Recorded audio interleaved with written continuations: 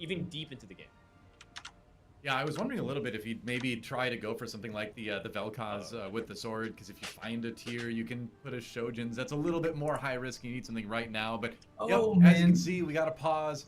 So we'll wait and find out what the issue is, and hopefully get that fixed. This is one of those things, Frodan, when you're playing a Worlds with people literally all over the world, it's frankly amazing that we can like do it at all. Like that the technology works, right? It's been pretty crazy actually that we've been able to kind of keep esports going like it has been, despite having to kind of do everything remotely for almost 2 years now. But yep, we'll find out what the issue is and momentarily, hopefully, drop back into the game and see what Wami can do.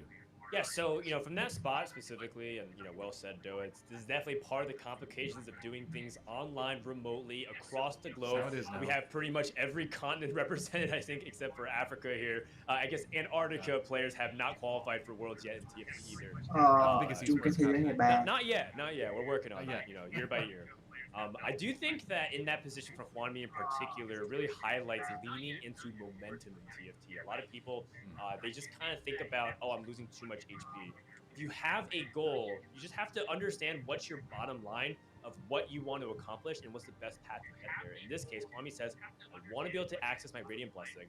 I want to be able to get this emblem going with Spell Weavers. And then I want to be able to prepare myself so I have fundamentals like the Nunu in place with the Warmogs in order to roll down and get to that spot. So right here, it's kind of, in God's hands there for Hwanmi, because whether or not he's going to be able to roll and hit that Vel'Koz and stabilize is a question that we're about to find out. Because I have been in that spot, and I can tell you that sometimes you're missing like 1 or 2 key pieces. You don't have the Spell Weavers, you don't have the Abomination. It's a really, really easy spot to take 8th place. But thankfully, I do think that Hwanmi has so much gold saved up that the Radiant Blessing, as long as it's in the middle of the pack, it should be fine.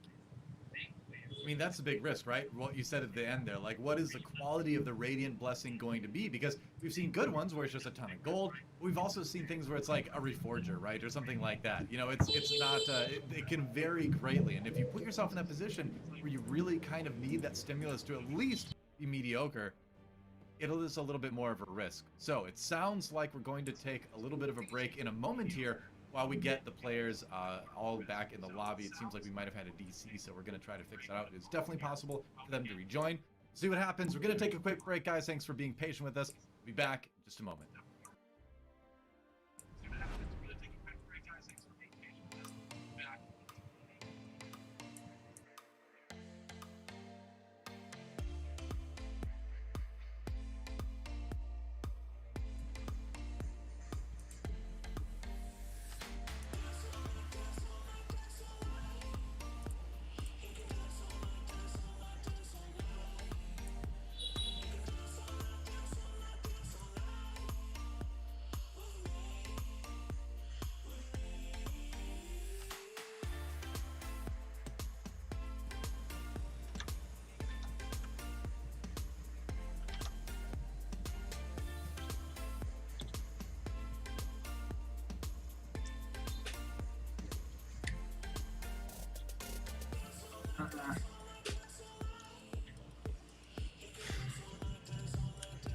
Nó bị delay rồi anh em ơi.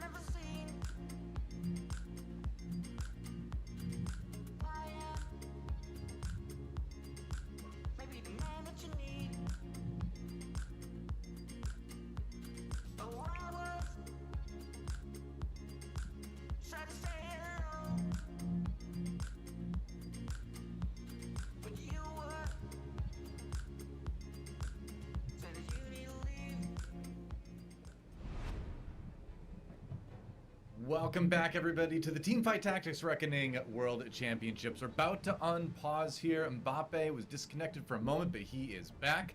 The game is about to get back underway. Playing all the way Frodan from Bogota, Colombia. So, once in a while, since we have players literally all over the world, there can be little hiccups and things in the connections. But he's back. We can continue. Glad that he's able to do so. Wait, I don't know if he got even a chance to select his item off the carousel. Either way, Radiant Blessing is a tome? Wow, Wait a second. He might have two chances to spell Weaver, but immediately rolls the Vel'Koz. Oh, what is this? A pivot into Lucian. So he's going to go into the Sentinel tree instead. I really anticipate him go for these Spell Weavers. Plus the fact that he's able to hit it early, but he gets to Lucian anyways. Wow. Finds the Legionnaire spat. A very unusual rendition of what we're about to see here. Let's see if Juan is able to stabilize. All right. So, drops the rod on the Lucian. He's going to go up against Dudu here.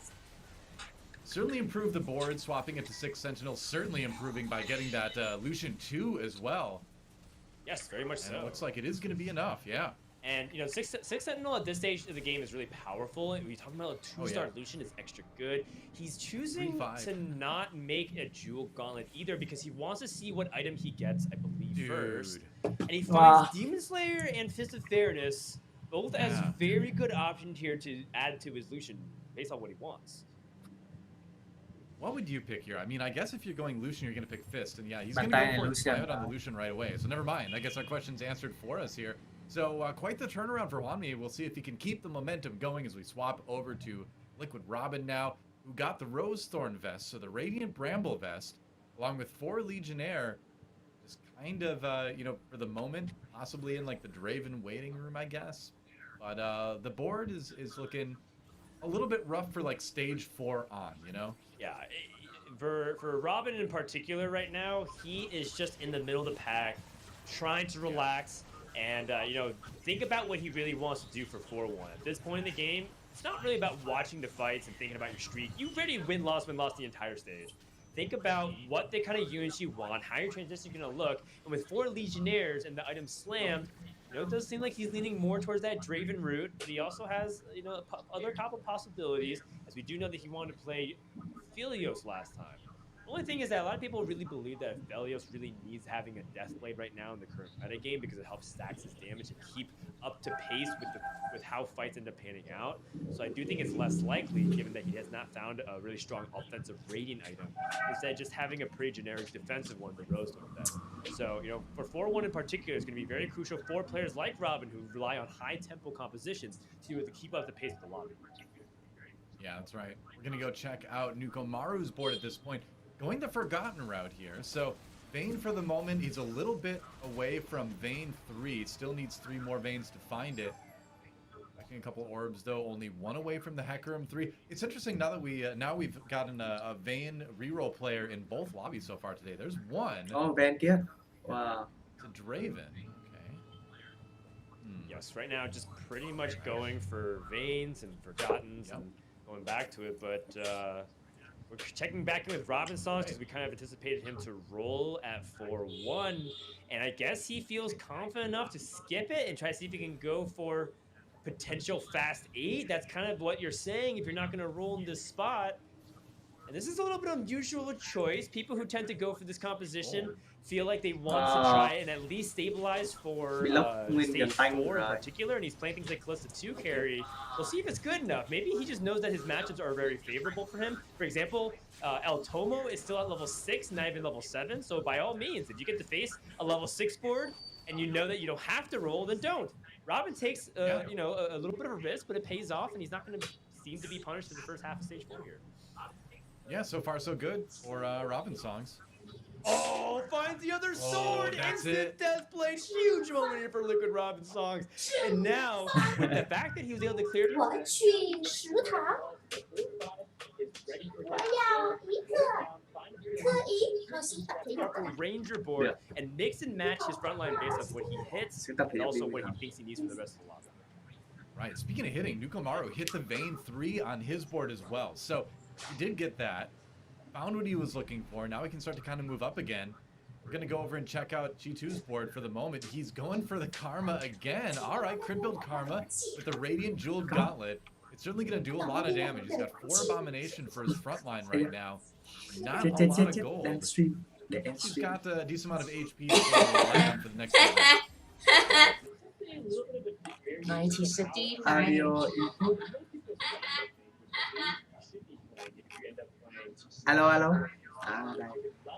Not roll because, quite frankly, Karma 1 is okay when she goes uncontested like this, but she's not often the carry that you look for in this spot if you don't have the Vel'Koz.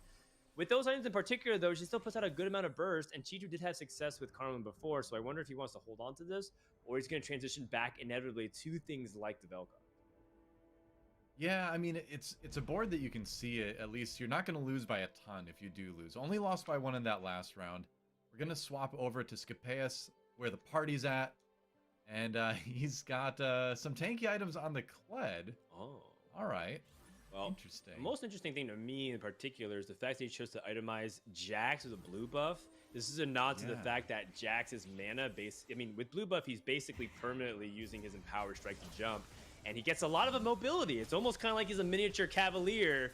Only problem is that he jumps straight into the fire of Hwan Mi's culling, Lucian instantly deleting the Jax. Excuse me. So the positioning difference. Wow. Yeah. It actually nearly killed Frodan to see that. That was what that Jax did just now. But that's, I don't know if I've seen blue buff Jax in a long time. I think there might be some more changes in store for this board. We'll see what he finds in the future here. On me, though, look at that, on a win streak now. If you look at that sidebar. Yeah, I mean, he should be. He hit the Lucian 2, he rolled it down, he was very comfortable. Yeah. The stimulus had a lot of gold left in there, so Hwan Mi should be big chillin', as the youngins like to say. As we go into Skip's situation here with that blue buff and that Giant Slayer, seems to be still leaning back towards AP. If he's going to lean towards AP, I don't mind taking another tier. Ends up having the cloak, and I don't see any components that really favor that cloak off the... Oh, I mean, Bloodthirster for the Jax, I guess? Yeah, I mean, so if you're going to be playing the Jax, you definitely do need some sort of sustain item. So he's got that. And Jax 2, he finishes it. So is this just... Ông này ông ngồi quán net ông chơi à? This in so long. This is really interesting. It's interesting because it's a build that I think some people really like and others feel like it's quite mediocre. I haven't really seen much blue buff Jax, particularly on the North American ladder. So if this ends up being one of the best variations of Jax, color be surprised, but this is why we want to see stuff in the World Championship. Maybe this blue buff Jax is actually the secret tech to make Jax a much more viable bật liên tục luôn, tức là tăng. skip. Wow. I would love to see that because it's always great to see innovation like that. I mean, again, with the Bloodthirster, that's certainly part of what you need to keep the Jax sustained. Giant Slayer's obviously going to be doing good on damage. Has no issues taking down El Tomo in that round, at least. El Tomo now down at the bottom with Liquid Robin. Speaking of Robin, we're going to go and see how he's able to use the stimulus to theoretically come back. He does find the Draven, but it's only a Draven 1 right now. Okay. Does find an Akshan as well. Immediately sells the Draven. So we're going to see a swap here. Going to be the reliance on the Akshan. Finally finds the Aphelios. Aphelios. Oh, Another Akshan. Akshan. Huge, and there's a big transition. He won't even probably use the tome because he's making such a dramatic pivot that he doesn't want to take the trade previously. Going to use an Akshan 1 to hold these items for now because it's not worth the Aphelios. Gets a Ranger. Can go for 4 Rangers. Maybe it's a way to offset some of the lack of damage that he has in his composition. And here we go, the Jax 2 from the other side, trying to see if he can get into the face of the Akshan. The heroic swing away. Dude not able to lock down that Akshan until finally able to get it. Big damage is coming Rob Song's direction. Oh no, down to just 12 life. Yeah, I mean, he's got, like we said, I think it's going to have to be some sort of 4 Ranger angle here, but he needs to find, I believe, another Ranger. Oh no, he doesn't have the Aphelios in right now. There we go. Let's see if he does put that in, actually. He does, okay. He needs so that is 4 Rangers, but it just feels like Robin này từ nhất lên xuống bét luôn à?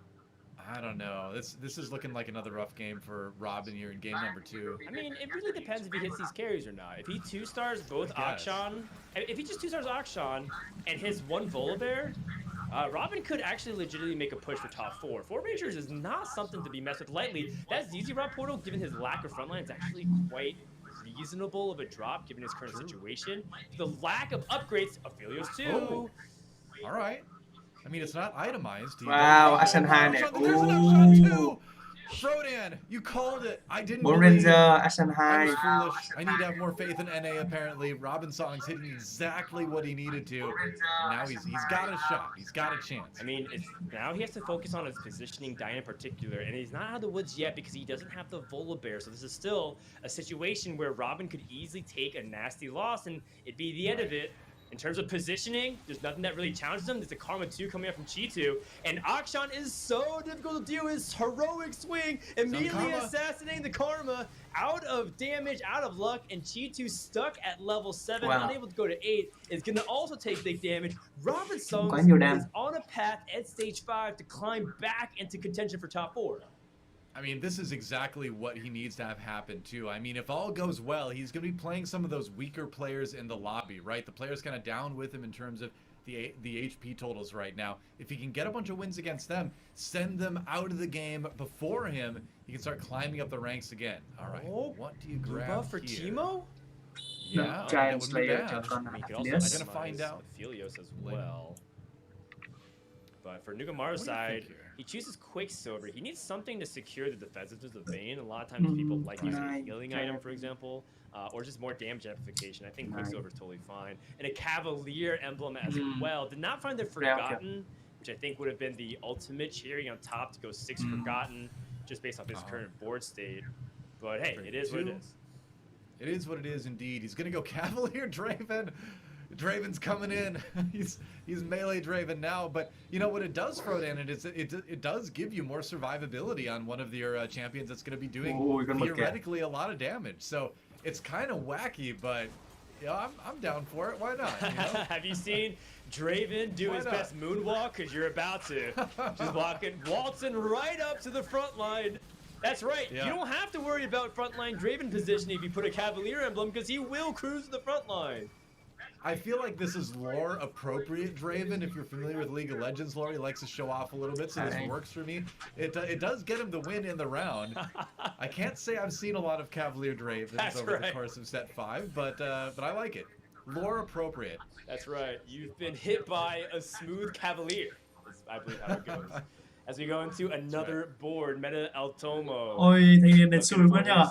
Akshan 1. Well, similar state to songs, but it's a lot weaker, No. and he's playing an older variation of the Akshan, a build that uses 6 Sentinel. But here's the problem: is that we don't know if Akshan gets the Sentinel buff because Sentinels has been since reworked to be given to whoever has the most items. Trying to see if he can go for the Mistral. Hits it on the Ash because he didn't have something in position for the Vayne. Trying to see if he can get to the Vayne in the backside. The Giant Slayer is going to do a lot of work. Akshan gets hooked by the Thresh. The death sentence to be able to take out his carry. This is bad news here for El Tomo. I mean, yep, that's a death sentence for sure. It's the Thresh ability, and Yeah, it's mạnh what quá anh em ạ. happens to El Tomo here in game number 2. Goes out in 8th. That is rough, going from 3rd to 8th. Pretty average points overall. We're going to swap over to Hwanmi's board now. Hwanmi way up on top. He has been win streaking ever since he made that roll down and hit that early Lucian 2. So talk about kind of the opposite end of this Sentinel success spectrum, I guess. Hwanmi's doing pretty good. I mean, Hwanmi made some pretty unusual but quick decisions, right? Like taking the Legionnaire emblem, putting it on the Gwen, you know, going for a big 3-5 roll down, not necessarily favoring a Spellweaver emblem, which I kind of thought he was leaning towards. There's a lot of variation of what was going on, but Hwanmi has done and stuck to the Chinese style of going for that huge open fort win streak from 3-5 onwards, and has done a great job doing it. We're hopping back on board with Robin Songs, who has since actually lost one of his rounds. He's down to 3 HP. Don't know who he played exactly, but if he played Hwanmi, that could explain a lot as to why Robin did lose that fight. Based on what I've seen from the board, Robin has a top 4 material board. It's about his matchups and his positioning. Can he find a way to exploit it on Thanh any niên direction to increase his thua ai chances, vậy? Doa? Yeah, exactly. I think the Ranger icon on Teemo is pretty neat. I mean, he's already got blue buff, so Teemo's kind of auto-casting anyway, but being able to hit 4 Ranger for that Akshan is just huge. Going up against the Jax now, if he can get behind it with the Akshan and do some damage, he does get exactly behind it, right on the Jax like he wants to be. Swings away though. The Jax so low HP, but he can sustain back up with the Bloodthirster. He can't leave that Jax alone for too long. Teemo coming in, slowing down the attacks as well. That's helping out so much. But it's Akshan versus the world right now. Turns around. If he gets one more cast off, I think he can do it. He does. That was a close round. But Robin stays alive. Chi2 out in 7th place, and we do have some reversals. The players that finished at the top of the standings last game are the one taking bottom finish. El Tomo took 3rd. He's down in 8th. Chi2 took 1st. Now down in 7th. The standings are becoming wide open here at this point, Doa. And Robin, again, just narrowly hanging on by a thread. That very thread that Akshan swings on every single time he's able to cast his ability. It's the only thing that's separating him and a bottom 4 finish. A reposition. He's queuing up into Nukumaru's board, the Vayne, and you know it's a pretty decent position to be able to get into the back line and assassinate the carry. Khó chơi lại nhà Ven này, nhà Ven này mạnh quá. Nhà Ven này có con does hit the Vayne as well. này tành ghê quá anh em. Firing the Vayne, it looks like, but the Akshan, he's down, and this is not Có con ngựa looking tành ghê good quá. for Robin. Even your friendly neighborhood Akshan was not enough to swing Robin to success, and he's gonna go out in 6th unless Dudu maybe takes a bigger loss somehow. Nhà này có Vigo này. It's not possible. It's not possible, unfortunately. I don't think that's gonna happen. Yeah. And that's going to be 6th place for Dudu. Nhà này có Sorry, Vigo for này. Robin, as Dudu does end up stabilizing in top 5. And Nukumaru twice in a row that what we've seen has showcased what a frontline threat can do. If you know that Akshans are going to be a potential threat by positioning it near the front, well, death sentence towards the back because it's the farthest unit away, and Thresh has a short range, so sometimes he even he walks farther deeper into the back enemy territory, able to get that hook onto the Akshan and end Robin Song's life for this lobby. That's a great point. You know, there was a Cavalier emblem coming in for Dudu at the end as well. That's just going to give him a little more survivability on a couple of his units because he's already got the Rel in there, of course. Wow, Night Rel, and he's going to be able to Cavalier something else, like, you know, maybe... What would you Cavalier here? I was thinking maybe the Nautilus, maybe the Viego, actually. Viego's a pretty reasonable assumption. You can also just put it on Viego, someone like Nautilus or Thresh. Just give him a little bit of tankiness so they get their cast off a little more guaranteed. True. But he should be fine no matter what. He is sitting in a position where it's not great. Actually, I look at the health totals. Everybody could potentially Ôi nhà bạn này die mạnh chưa? Có Wen, có Swen 2 rồi kìa. Ui. All right. Mạnh thế. That is a Vel'Koz Hay on quá. the side. You know. All right, and here's where the blue buff actually comes in handy for that. Jax jumped out of the way of where the Vel'Koz would be firing. That's actually pretty big for a man. Gets in the Ui. back though. Chắc siêu Oh, he chiến gets luôn thrown đấy. away by the Syndra. Could be devastating. Nhưng mà bị chiếu rồi. And it is. Mbappe. Mbappe.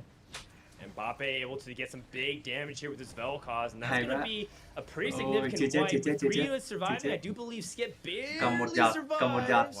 Wait. Mbappe That's còn enough for a top 4. Mbappe còn 13 giọt. He's disappointed, of course, that he lost, but hey, we take those top 4s. Dudu out in 5th. As we take a look at the stage Gen 2 blue buff armory. kìa. Blue buff for Ồ. Viego, something they caught my eye. Shroud of Stillness, when you know AP Shroud. comps are in the lobby, is a possibility. Ends up going for the Gonna blue go buff. with the blue buff. Yeah. Ends up going with the blue buff for the Viego. Hmm. So you take a look at Nukumaru and see if he Giờ bạn này can có find tiền a roll late hết game này. pivots. He's scaling Ồ. down his Forgottens. Ash Ok. 3. Roll Ash luôn à? Ash 3 was so unusual. Ui, You don't bắn usually see bắn it ra this vào late luôn. into the Ui. game.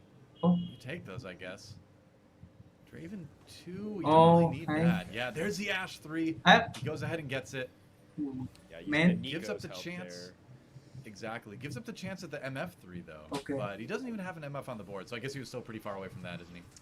Yeah, a couple MFs here and there for sure. Positioning Yeah. for Mbappe is good. It's actually going down the center, trying to see if he can target the vein just through the beam, but actually lợi just chiến one quá. cell over because the way the Hecarim was thrown Ôi, back, không the lại, target không lại bottom con right, but it doesn't matter. The front line is just so Ui, powerful. Daisy's taking Ben không infinite lại luôn. damage, and Mbappe is wiping Nukumaru. Mbappe is coming for that first place. Top 4 Wow. is not good enough for this man. hay. Like, not even disconnects can stop Mbappe. He comes back after DCing on one of the carousels. We don't even know if he really got to choose his item there. And now he's on the verge of winning this lobby. So quite the like mental fortitude to stay in there despite that thing kind of derailing you, you know, mentally during the middle of the game. Pretty impressive here, but Giờ không this có chống last stun rồi. round, Không it's that blue có buff chống CC Jax. gì à. But now the blue Chắc là buff nhà một Viego thắng is a á. big threat as well. This is going to be an interesting last round. It's all coming down to Khó position. Diana thì chạy xuyên tường. Come down to Diana không có positioning. bay thẳng Jax has vô. historically not been a good matchup for Vel'Koz, but the 4-night variation Yeah. does give him a little bit better against the tick damage in particular. The 5 Viego's on the right side. The Viego Viego. can be able to steal a Wow. unit. Maybe we can Wow. see some action going onto the brand. Here comes the Doombreaker, plus the disintegration ray. Viego, Jax taking Viego, maximum damage. Viego trying to see if he Hay. can Oh, turn. Viego! Turns Hay. to Vel'Koz. He doesn't get the spell wave is it retreat enough? though. So I don't think Hay it's bán gonna top be 1 enough. anh Here ơi. comes the beam, Ui. the disintegration Vel'Koz the got other tossed away. way. And the Vel'Koz got big tossed to damage safety. from Hay bán top 1. Skipius trying to turn the tides of the fight. And the Viego able to use Sovereign Domination to potentially win this lobby. Một giọt. 1 HP apiece. It's 1-1 Frodan, and that was an insane round. That Vel'Koz Right. got tossed to safety after Viego stole it. That is amazing. Oh, Like, Viego. double Agent Syndra delivering the double Agent Vel'Koz to a safe spot to allow that cast, to allow the round to go, and it's 1 HP to 1 Ồ, reo tiếp HP. kìa. I can't remember the last time I've seen this in a game of TFT. This is insane. Yes. I love it. It's as close as it gets. And there's one thing I recommend, which is full corner. Clump everything in the bottom corner. Do not let Viego or Diana get near. You have a Banshee's Yeah. Claw. You have an Dạ, căng ability nhau. to at least take Chắc kìa, one of those chắc chiến casts. chưa? There are a couple of units you are afraid of. The skip and slash from the Gwen could end up doing a lot. And Mbappe sees the line. He goes for the full corner. The swap at the last second been here from swap. Skip to try to see if he can get the Viego. Is this going to be enough? Viego's coming in. All right. Yeah. He decides to. Oh, he can't grab anything early on. Viego Hay. tossed out. He's going to be stunned for a little Oh. bit. Here comes Daisy again. Oh. That Oh, now. Vel'Koz is so well protected. Can he get the cast off? He can.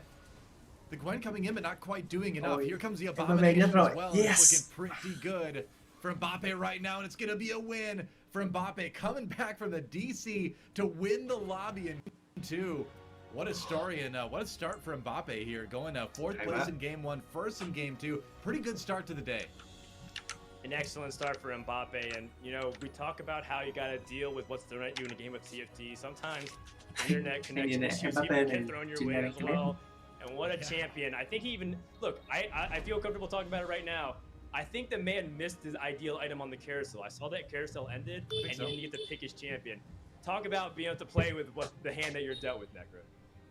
Yeah, absolutely. I mean, we saw a lot of creativity from all of these players, though. You guys pointed out the Scapeus, like, blue buff Jax coming into the fold, and so I really feel like for this particular lobby, players are kind of stepping out of their comfort zone just a little bit to make sure that they have some kind of edge, and especially after that game number 1, Frodan, I feel like that's sort of what players needed in order to get back into the game.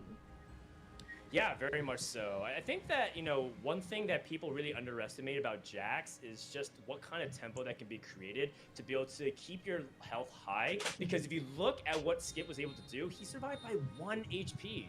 If he took 1 extra loss champion equivalent in any point of the game prior to that, that was, top 4 or maybe even worse, depending on how things would pan out. So ultimately, a great job taking a unusual variation build of Jax and be able to push it to its utmost limit for a top 2, almost being able to get a top 1. Had he won by 1 additional champion the other fight against Mbappe, we would be talking about an entirely different story about how this man is a genius in the Czech Republic, really coming out of nowhere. Either way, these 2 players really put on quite a show for the final fight.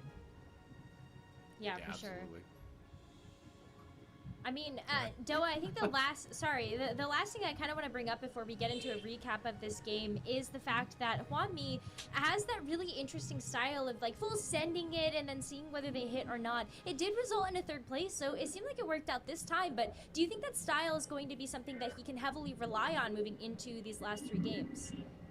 I mean, it seems like he's definitely the type of player that can navigate that well, right? And I mean, the question is, how do you navigate something like that well? Well, first of all, you do need the stimulus to be pretty decent, right? But you also need to be able to play quickly, make decisions on the fly very quickly. Hwanmi obviously is a fantastic TFT player. He's been to Worlds before. He's able to kind of make those adaptations, those pivots, those snap decisions in the moment very quickly. So I wouldn't recommend that style for everybody. Like, I'm not going to say go on the ladder and do that, but if you're a player like Hwanmi, you can definitely handle it. For sure. Well, let's go ahead and re-watch some of those moments from game number 2, especially that massive comeback from Mbappe. Okay. Doa, Frodan, talk us through this. Well, here's Hwanmi to start things off. On his perspective, able to grab that spatula item, and he used it for something very interesting. This turned into the Legionnaire spat eventually, didn't it? It did not, because you cannot make the Legionnaire emblem naturally. You got it off the tome, if you recall correctly. Oh, right, that's what it was, yeah. Off the stimulus package. That's what we call the Radiant Blessing. Sorry, it's in our lingo. That's what we call it. I will say that this lobby ended up starting in a much more interesting route where people who were streaking didn't end up playing versus each other. And so you end up seeing people be a lot wealthier than they usually are. Chưa, tí nữa cháu với em. For the people who are streaking in particular, like Chiju and Robin, for Chiju Dudu, try to see if they can get away with pushing their tempo more. In this case, it didn't actually work out for them. As we do enter the Radiant Armory stage, you saw that some people were left with a lot of tough choices. I also feel like the Radiant items weren't super powerful. I will say one thing, and this is something I'm not sure if it's a Chinese meta thing, but I pretty strongly disagree with the way Juan played this. I think that he took it as a spatula. If you're gonna go for a big warp down and you take something that's separate, why wouldn't you set up for that spatula in that case? Because you knew that you were setting up your power level. Spatula was a waste at that point, based off what we saw. And he also ended up passing a bunch of spell weavers, ended up doing a bunch of stuff. So it's not like he wouldn't have hit either, and he had to play Lucian. He had many options to go for it. I felt like he gave up a top 2 opportunity and settled for a 3rd. That being said, 3rd is great, right? So in the end, if he qualifies, I'm the idiot. He's the pro player. He's the one in the World Championship. But I know that from my perspective, I thought that the Spellweaver emblem and playing A-Bomb with that Nunu and Warmogs already in position would have already settled him for a top 2. I think that's one of the most interesting things to me with casting Worlds. I mean, Wow. we're on our 3rd one now at this point, and do see players do things that you don't expect. A lot of that comes down to some regional stylistic differences too, right? And what would be completely illogical in an NA sense is something that might be, run-of-the-mill in a different region like China. So Hwanmi may have a little bit of his personal style injected there as well. But, if it works, it works, right? Can't argue with results. Yep, very much so. And that's resulted him in a top 4 tie in points with Nukumaru. And overall, the point standings are starting to show some separation. Unfortunately for NA fans, Liquid Robin Songs is right now at the bottom, but we still have 3 games and a lot can happen.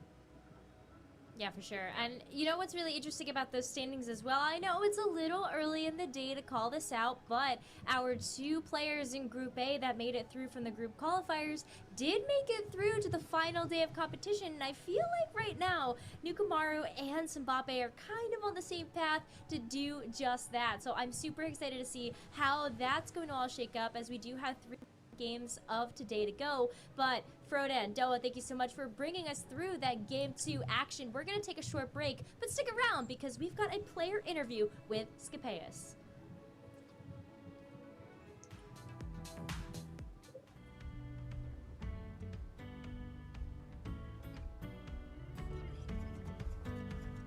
My gamer name is Scapeus, and I hail from Prague, the capital city of Czech. Tia. I have been playing since set 1, Yes. but I have been only seriously competitively playing since set 5. Currently, I like 6 Redeemed the best. It is the only comp in the game in which the primary carry doesn't require 3 items in order to top 4. That makes it the most flexible comp. I like the skill ceiling. I never come out of a game thinking that, oh, it was just unlucky, BG go next. If I bot 4, I feel like there's always a lot of decisions I've made that were wrong, and I could have easily top 4 if only I played better. And that is what keeps me clicking the find match button, the feeling that every game I can easily get better. I'll see you at work.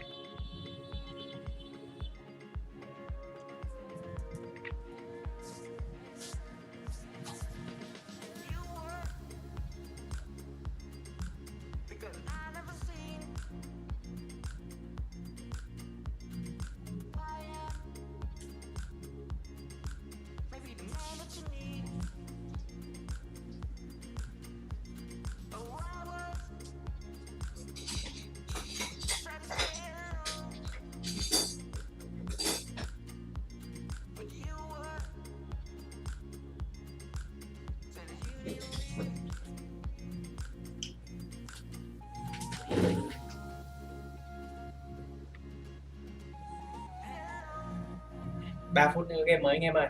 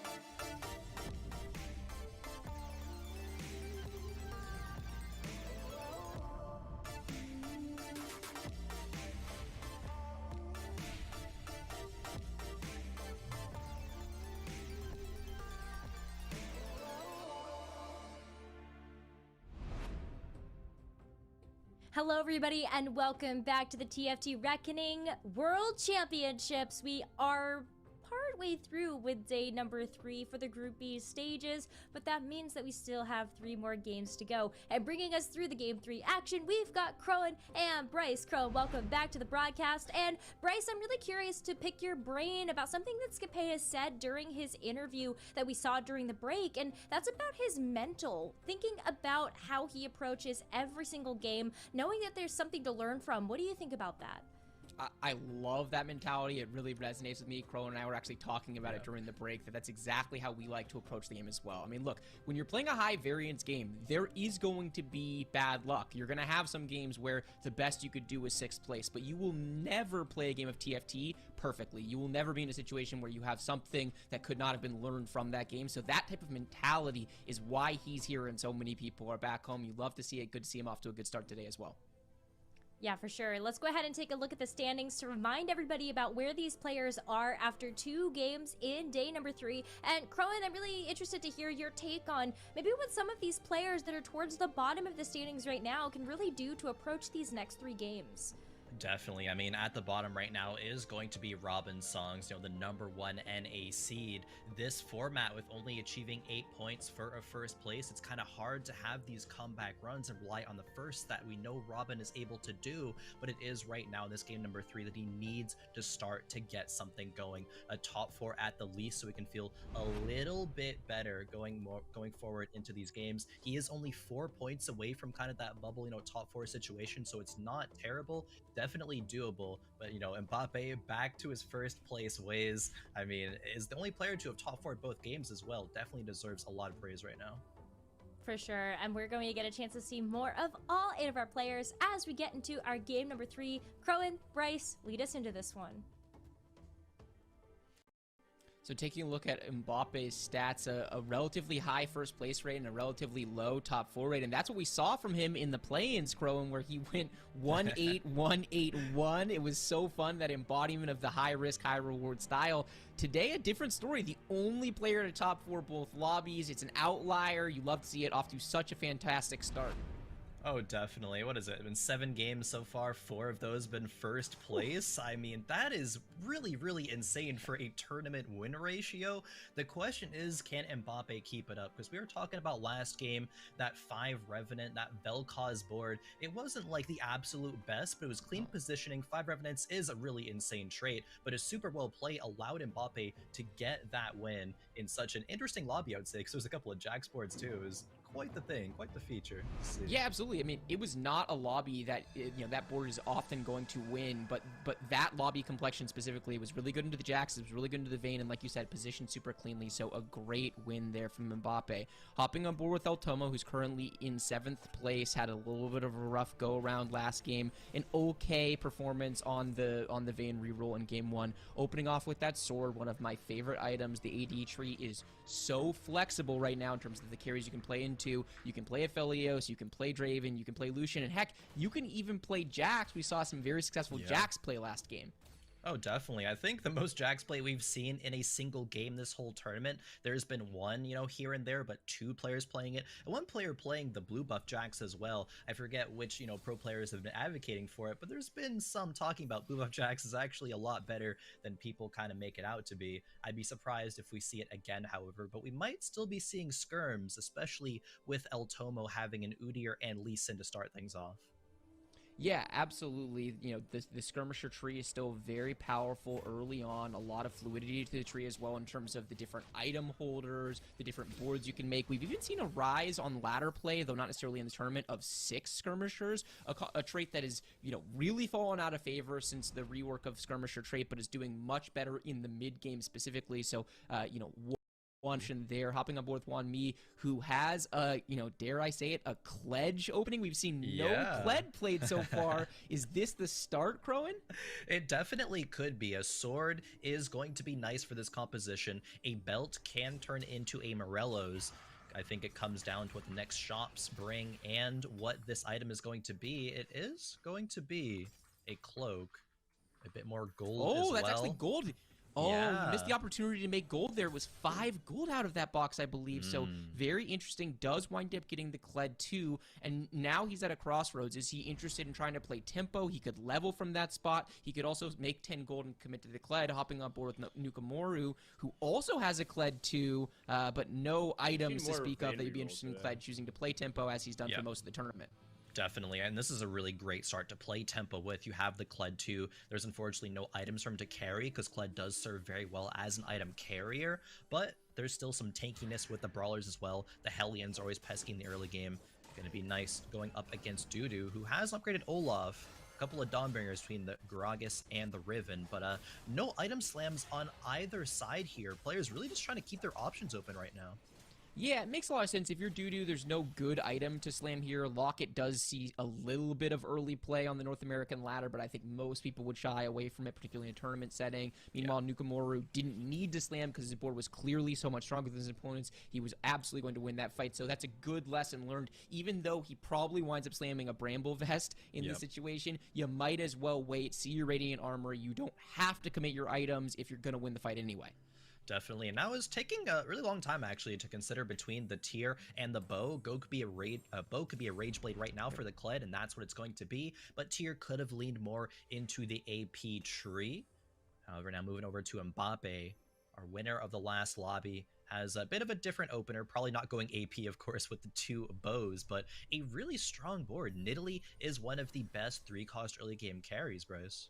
Yeah, she absolutely is. She's such a terrorist with the dodging, right? There's so many fights that feel like they go from loss to won with that swing of the Nidalee dodge, and he slams the early Titans as well. I love this slam. I think Titans is one of the most underrated early game items because fights tend to last a long time. If you are able to build that Titans early, you're actually able to stack it up to full in a lot of fights, particularly if they're close. It's an item that adds tankiness, it adds damage as well, slaps an extra bow on that Nidalee. That Nidalee is going to be a very, very strong early game carry in the situation for Mbappe. Off to 2 wins early with a strong board. He has the big momentum crow, and it's a really, really good spot early on for Mbappe.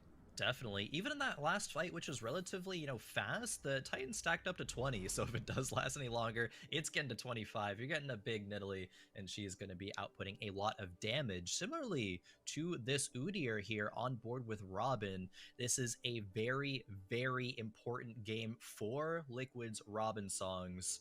Needs to start to string some things together. Is on a 3 skirm, 3 sentinel board. That is one of the best ones that you can have. But still 2 losses thus far. See if he's able to turn that around into a win streak. Yeah, such a big game for Robin. Just has not gotten it going so far, and he's not playing stylistically the way that we're used to seeing him play. Robin is not a greedy player. He's a tempo-oriented player. He really likes to push levels early, maintain his HP, and he just hasn't gotten the opportunity to do that. In that last game, he was able to stabilize or able to build that incredibly powerful auction board, but he stabilizes it on 16 HP and winds up taking 2 unfortunate fight losses, one to the Vel'Koz and then one to the Vayne, and he bottoms out. So another, opening for Robin where he's not able to level early, not able to play tempo. So it's just it's not that he's incapable of playing this way. He's such a solid player all around. He absolutely can play from this spot, but it's not his optimal playing style, and so he's off to a struggling start. Grabs a bow. There is going to be the potential for a Giant Slayer or a Rage Blade. Giant Slayer not going to get a ton of value at this point in the game. Need those units to have a bit more HP, 1600, I believe it is. Hwanmi and El Tomo still have no completed items at this point. Yeah, very, very interesting choice, and it goes to show the stylistic differences. We saw Hwanmi in the last game slamming no items, forcing loss streak all the way through 3-5, and then all-inning and wind up stabilizing into a 3rd place, whereas a lot of other players are opting to play tempo, trying to preserve as much HP as they can. Dudu has been one of those players. He's been slamming items aggressively throughout the day. Very fluid in the boards that he's building. It's a very Korean-oriented style. It is more akin to the way in which I was describing Robin's songs play. Very interesting. He's choosing to go with the early 4 Legionnaire board. I like that a lot. I think 4 Legionnaire has so much flexibility and power, and there it goes. He slams the Banshee's Claw as well. I think an underrated early game slam. Oftentimes you can deny some very powerful ults in the early game, like a Kha'Zix, for example. So he's coming up against Mbappe, who is win streaking, and that Nidalee is going to do do a meaningful amount of work, but can it dodge enough to survive? It cannot. Due to In's Mbappe streak, we will have no win streakers at Krugs, Crowan. Yeah, no win streakers. This lobby, very aggressive players trying to make the best out of this situation, trying to play for preserving HP. And we see Sigs versus Sigs, and it's going to be G-Tuxes that wins out against Skip. All right, blue buff actually on the brand already. We've seen brands be able to take players into the late game. Believe it was Cheetah in game number 1. That brand with the Jeweled Gauntlet Infinity Edge allowed that Karma 3 to happen. Skip also has a Frozen Heart already, and that might be a really good item because there is the potential of a Kled player. See if they're still kind of committing to that one.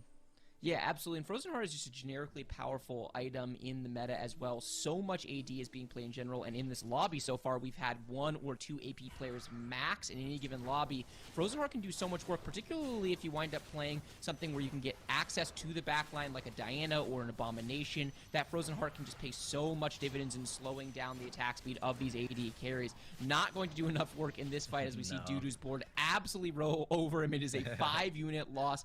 Tough loss for Skip. Takes quite the beating, but again, no full win streakers, just Dudu able to lose that first fight and then win out, so the only person on a winning streak, and you have at the bottom both Wanmi and El Tomo likely on 5 loss as we head into Krugs. Oh my god! Cheetu already has the full crit on the Ziggs and finds that early Vel'Koz. Yeah, even has the Callista in the shop as well, meaning it's just one Nunu or a Fiddlesticks away from an Abomination.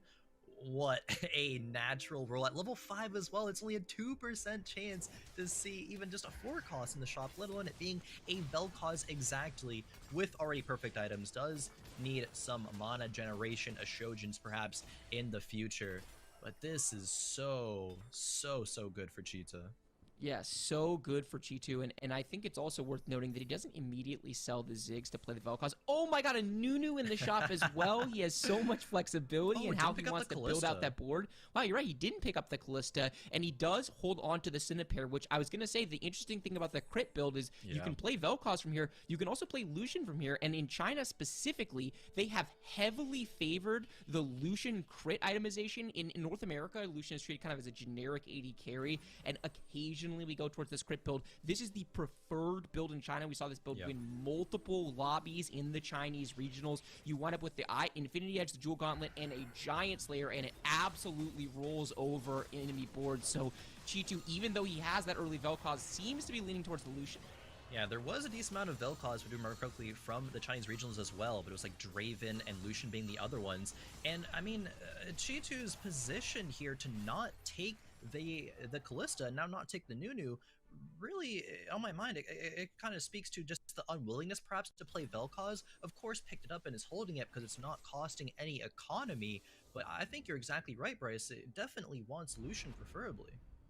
Yeah, I mean, and he's a flexible enough player that if he winds up getting a bunch of Vel'Kozes and no Lucians, and that's where he'll go, but he has clearly shown a preference for the Vel'Koz. Hopping on board with Wanmi, who is committed to the Kled. We have the Morello slammed on the cannon. We have a Deathblade onto Kled. Not the best Kled item, by the way. It's okay. He does have a cloak on the bench, so likely going with the Runin's Hurricane Deathblade combination. Not best in slot Kled by any means, but not the worst. We've seen Kled work with a number of different items going up against Nukamoru, who also has a Kled 2 on board, using it as a transitional item holder, though not his main carry. Yeah, the Kennen, if he casts, it's going to be big. Applying Morellos to so many units, that is going to be big for the burn. And the Kled, actually, Deathblade Kled wins out, targeting differential, stacking up to 70. Now 80 stacks on this Deathblade. Gragas is not going to be able to cast once again, and the Ziggs will not do it. All right, Wanmi is able to win, so he gets 50 gold, does not have to sell a Tristana. Would be okay too, but now the Kennen 2, big upgrade for this part in the game. Yeah, absolutely big upgrade moving over to Mbappe's board, who is one of the first players we've seen today rolling on 3-2. The lobby cadence today has been much different than what we've seen in previous days in the tournament. Previous days, we've seen a lot of people rolling on level 6 on 3-2 to stabilize. We've seen more rolling on 7. Today has been a much greedier lobby, less rolling on level 6 and less rolling on level 7. A lot of people trying a more fast 8-oriented style that has been less popular in the current iteration of the meta. Mbappe saying, hey, I think I can punish that. I will roll. I will try to hard stabilize my board after taking a couple of early stage 3 losses. He's able to upgrade that Nidalee, a very, very powerful carry in the mid game, though a little bit weak into a caster like Misfortune, but Misfortune only at 1 star for El Tomo, not going to be able to get enough work done, and Mbappe, after rolling, is able to then win a fight so big, because when you spend that gold on 3-2, you need to start converting that into fight wins, otherwise it is really not worth it, because you will fall behind the rest of the lobby economically.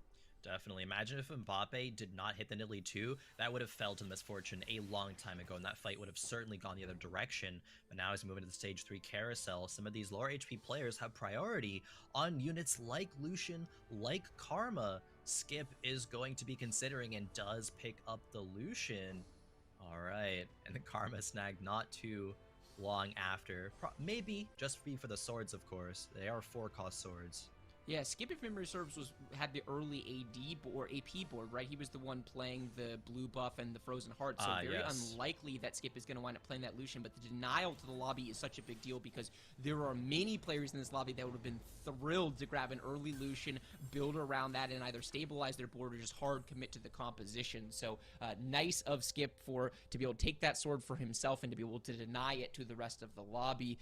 Staying on board with him, with Mbappe, the interesting thing about this spot, Crowan, is when you roll a little bit like that, it's hard to be able to continue rolling on level 7, so we'll have to see how he chooses to play it out. Meanwhile, Nukumaru, who has been continuing to carry this Kled, is in I would say a kind of not very good spot overall. Only 72 HP, carrying a 1-cost unit that is not going to be able to do that much work into stage 4, but not that wealthy, so he's not going to have a ton of gold to roll on level 7 unless he's prepared to full send it.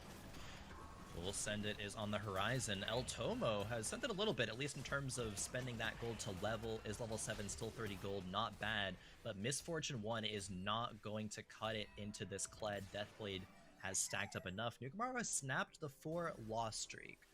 Back to 40 gold right now. Didn't have to sell. And now the Radiant Armory comes through, Bryce. What do you make of these options here for Nukumaru? It's almost certainly going to wind up being Shroud. He needs to scout around and see how valuable Shroud is in the lobby, but we know there's at least one AP player, potentially a couple. This has been a lobby that has heavily favored Aphelios overall, and Shroud does so much work in delaying the Shroud cast. Okay, so opting into the Radiant RFC is very interesting. It likely means Draven, and I'll be honest, I don't love this selection. Draven with the RFC is really good, but Deathblade is a fairly mediocre item on Draven right now, unless you get the Runin's Hurricane to complement it. So it's not going to be ideal optimization on the Draven, but he felt like he needed a carry item there. Do you like this play? I mean, already have 2 carry items, right? It is nice to pick a Shroud. I think this is a multiple AP player lobby. As you were kind of saying, I think the Shroud would get a ton of value. Nukumaru certainly has the Draven in mind, though. It almost like has to be that from this spot. I mean, Riven uses RFC, but reroll Riven I don't think is really going to cut it. Only has 1, is level 6. The Riven's good enough for now. I mean, we see her absolutely farming Chichu's board. Yeah, I see you, Riven, doing work there. That was kind of nuts. Riven's pretty good. Speaking of pretty good, Hwami's in a pretty good spot. Is still, you know, pretty high HP, has hit the Ziggs 3. Kled 3 is just 1 hit away. More cannons as well. Hwami in a good spot.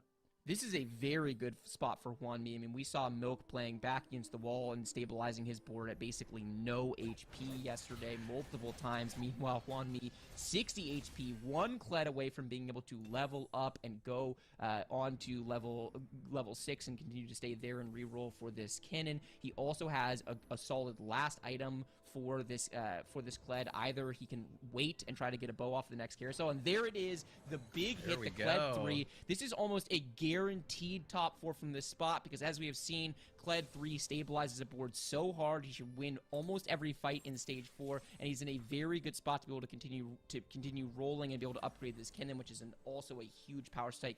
Slams the Zephyr there. Yeah. That is a very surprising play. Not something I was expecting at all. I'm not really sure what to think about it. My immediate reaction is I don't like it, but why do you think he slams Zephyr there?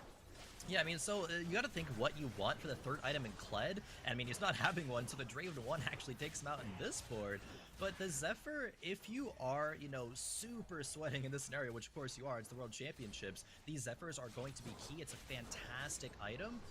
But what do you think that he wants for that Kled third item? Bloodthirster, of course, is really good, provides the healing. Is he thinking about maybe like a Giant Slayer or something of the sort? I mean, gets offered another cloak. Yeah, I mean, I assume he really wants the Infinity Edge, right?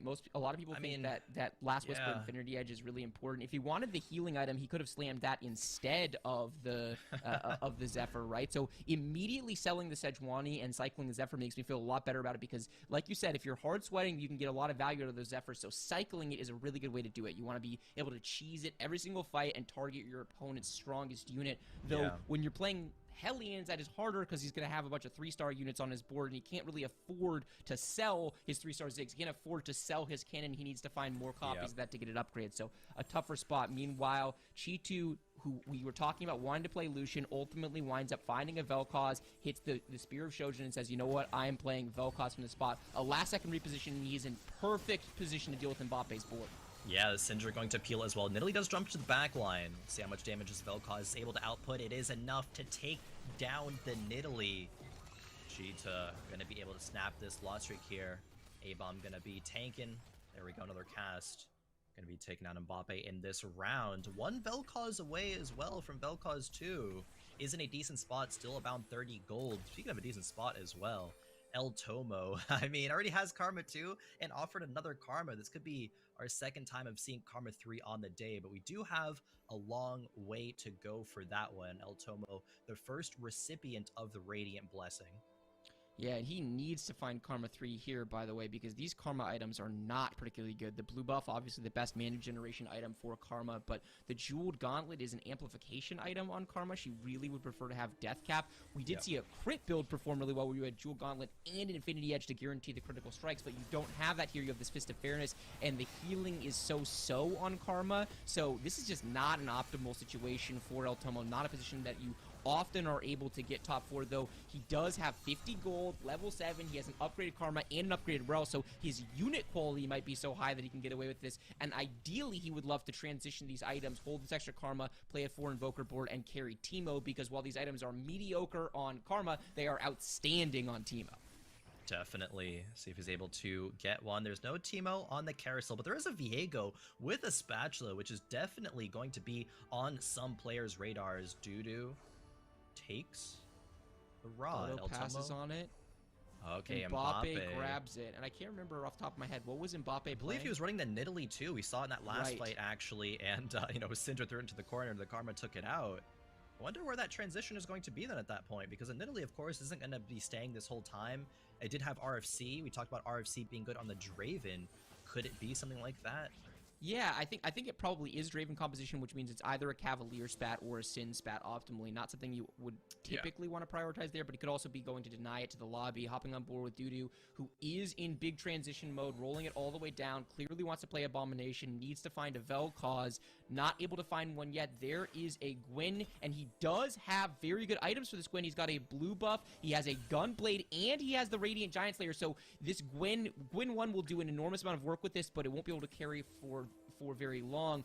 Gwen 2 with these items, we're talking about lobby winning. Oh yeah, I mean, Dudu nearly did it earlier with a Gwen 2. It did have Assassin this time, not the Assassin, but still, look at the work. Oh, the Syndra, though. Even Syndra 1s are so good. The peel potential there sets it up for the Vel'Koz, but Gwen is just dashing all around. She's going to dash into the Vel'Koz and take it out. We see the power of it right now, Bryce, but as you were alluding to, it's good right now, but will not remain to be the case unless it is upgraded to a Gwen 2. There's no Nico's helps. There's just 2 item reforgers here as well.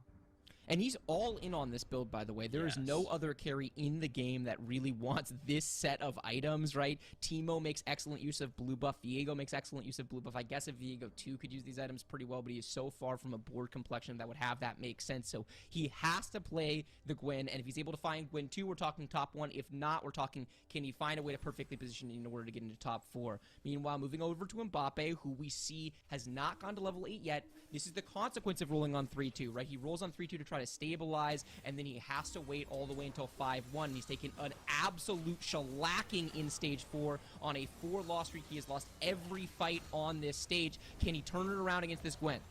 Let's see, it depends on the Gwen targeting. I mean, the Nidalee is just getting caught on the Abomination. Gwen's gonna start snipping, but the Nidalee survives. That Titan stacks up, but it's not quite enough. The Fist of Fairness on the Olaf, not quite good enough, of course. That's getting moved around later, but Mbappe going to be on that 5-loss streak. Goes down all the way to 33 HP. Level 8, about 48 gold. So the gold to roll into a strong board is here. It really just depends on what he hits. But what do you make of the spot here? How do you think Mbappe is going to fare for it? And what does he want? Well, I assume he wants to play Draven because it's hard for me to envision what carry will want this set of items, but he slammed the Renewer spat, which is very surprising. I also do not like the fact that he did not try to start transitioning his board here. This is a lot of gold to transition basically his entire board, and he does not opt into using this last neutral round. He says, you know what, I want to maximize my first gold. Okay, that's a really good start. He has an Ivern 2 already. He passes on it, despite the fact that he slammed the Renewer spat. I'm not sure what Renewer he wants to play from this spot. He finds the Draven right away. He finds another Draven. That's a really big deal. He's hitting the carry he's looking for. Holy God, a Galio 2 in the shop. And another Draven, but he sold the Draven. What does he want to play? He wants to play Lucian with the RFC? That's very surprising to me from this spot, Crowan. I mean, I think his items were much better for Draven. He was offered it, and he passes. He winds up using It's probably not going to be the RFC. Yeah. Okay, so the RFC is going to go on to Viego. So that's the vision for the composition. Meanwhile, going up against Skip, who has by the way, talking about carries who could use these items, I guess we weren't thinking about a Yasuo 3. The Viego gets onto the Yasuo right away, but as soon as that Yasuo comes back, he says, goodbye, Viego, you are gone from this world. It is making its way back to the Lucian, and it is able to do big damage on the Lucian. The Diana class comes out, and that is a fight win for Skip with that Yasuo 3, so very interesting flexibility from Skip, and I will say it, I really do not like Mbappe's line on this game. I feel like he could have gone into a different direction. The 6 into Lucian is okay, but it's primarily played around a level 6 stabilization point. If you're going to go to fast 8, or if you're going to go to level 8 on 5-1 with that much gold, I would rather him see towards a higher power potential composition. You know, it's just a little bit of a weird spot, but you know what, it is what it is. We'll see if he's able to get a top 4 from there. Moving over to Skipius's board, who is a very solid iteration of this Yasuo blue buff. Not a common Yasuo item, but a very effective one. Definitely very effective, and the front line is going to be amazing. The thing is, of course, Yasuo's still a melee unit. He's going to be getting into the thick of things, and it's against the Gwen right now, but Yasuo probably going to be able to heal up and not get taken down by it. Abomination might have something to say about it, though. Going to apply some burn with the Sunfire, but here we go, 1 slash. He needs a second one, needs a third one, and the Gwen finally goes down. It is Yasuo against the world, but the healing from the Radiant Gunblade isn't going to be enough, and it won't be. It won't be, Bryce. The Lulu is the sole survivor of that fight. Did not expect to go down in that situation. What a close round that was. Yeah, such a close round. Skip had his buddy kind of looking over his shoulder there for a second. We haven't seen backseating this egregious since Esha's dog. This is a tournament, Skipius, 1 player, 1 game. In all seriousness, though, such a tough fight loss for him, but still in a great position, 29 HP with a very strong board. Moving over to Nukumaru, who has not 1 but 2 RFCs and opting into the Draven. Unfortunately, not able to find the Dravens. So Mbappe doesn't want Dravens, finds plenty of them. Nukumaru really wants them, can't find them. That's just TFT for you. Some of the most important units on this board are still 1-star. You know, the front line, that's a Galio 1, Garen 1, Draven 1 is going to be the most offensive of the 3. Yasuo 3, it's only a matter of time. He's going to make his way into the back line. The Draven just not outputting enough damage. The build is not ideal. Not ideal to have the Draven 1 either. Nukumaru is going to drop to 10 HP, but El Tomo drops in 8th. Wow, back-to-back 8ths for El Tomo. You hate to see it. So tough. Got off to an okay start, but has really been struggling since that point in time. We have Nukumaru grabbing a Spear of Shojin.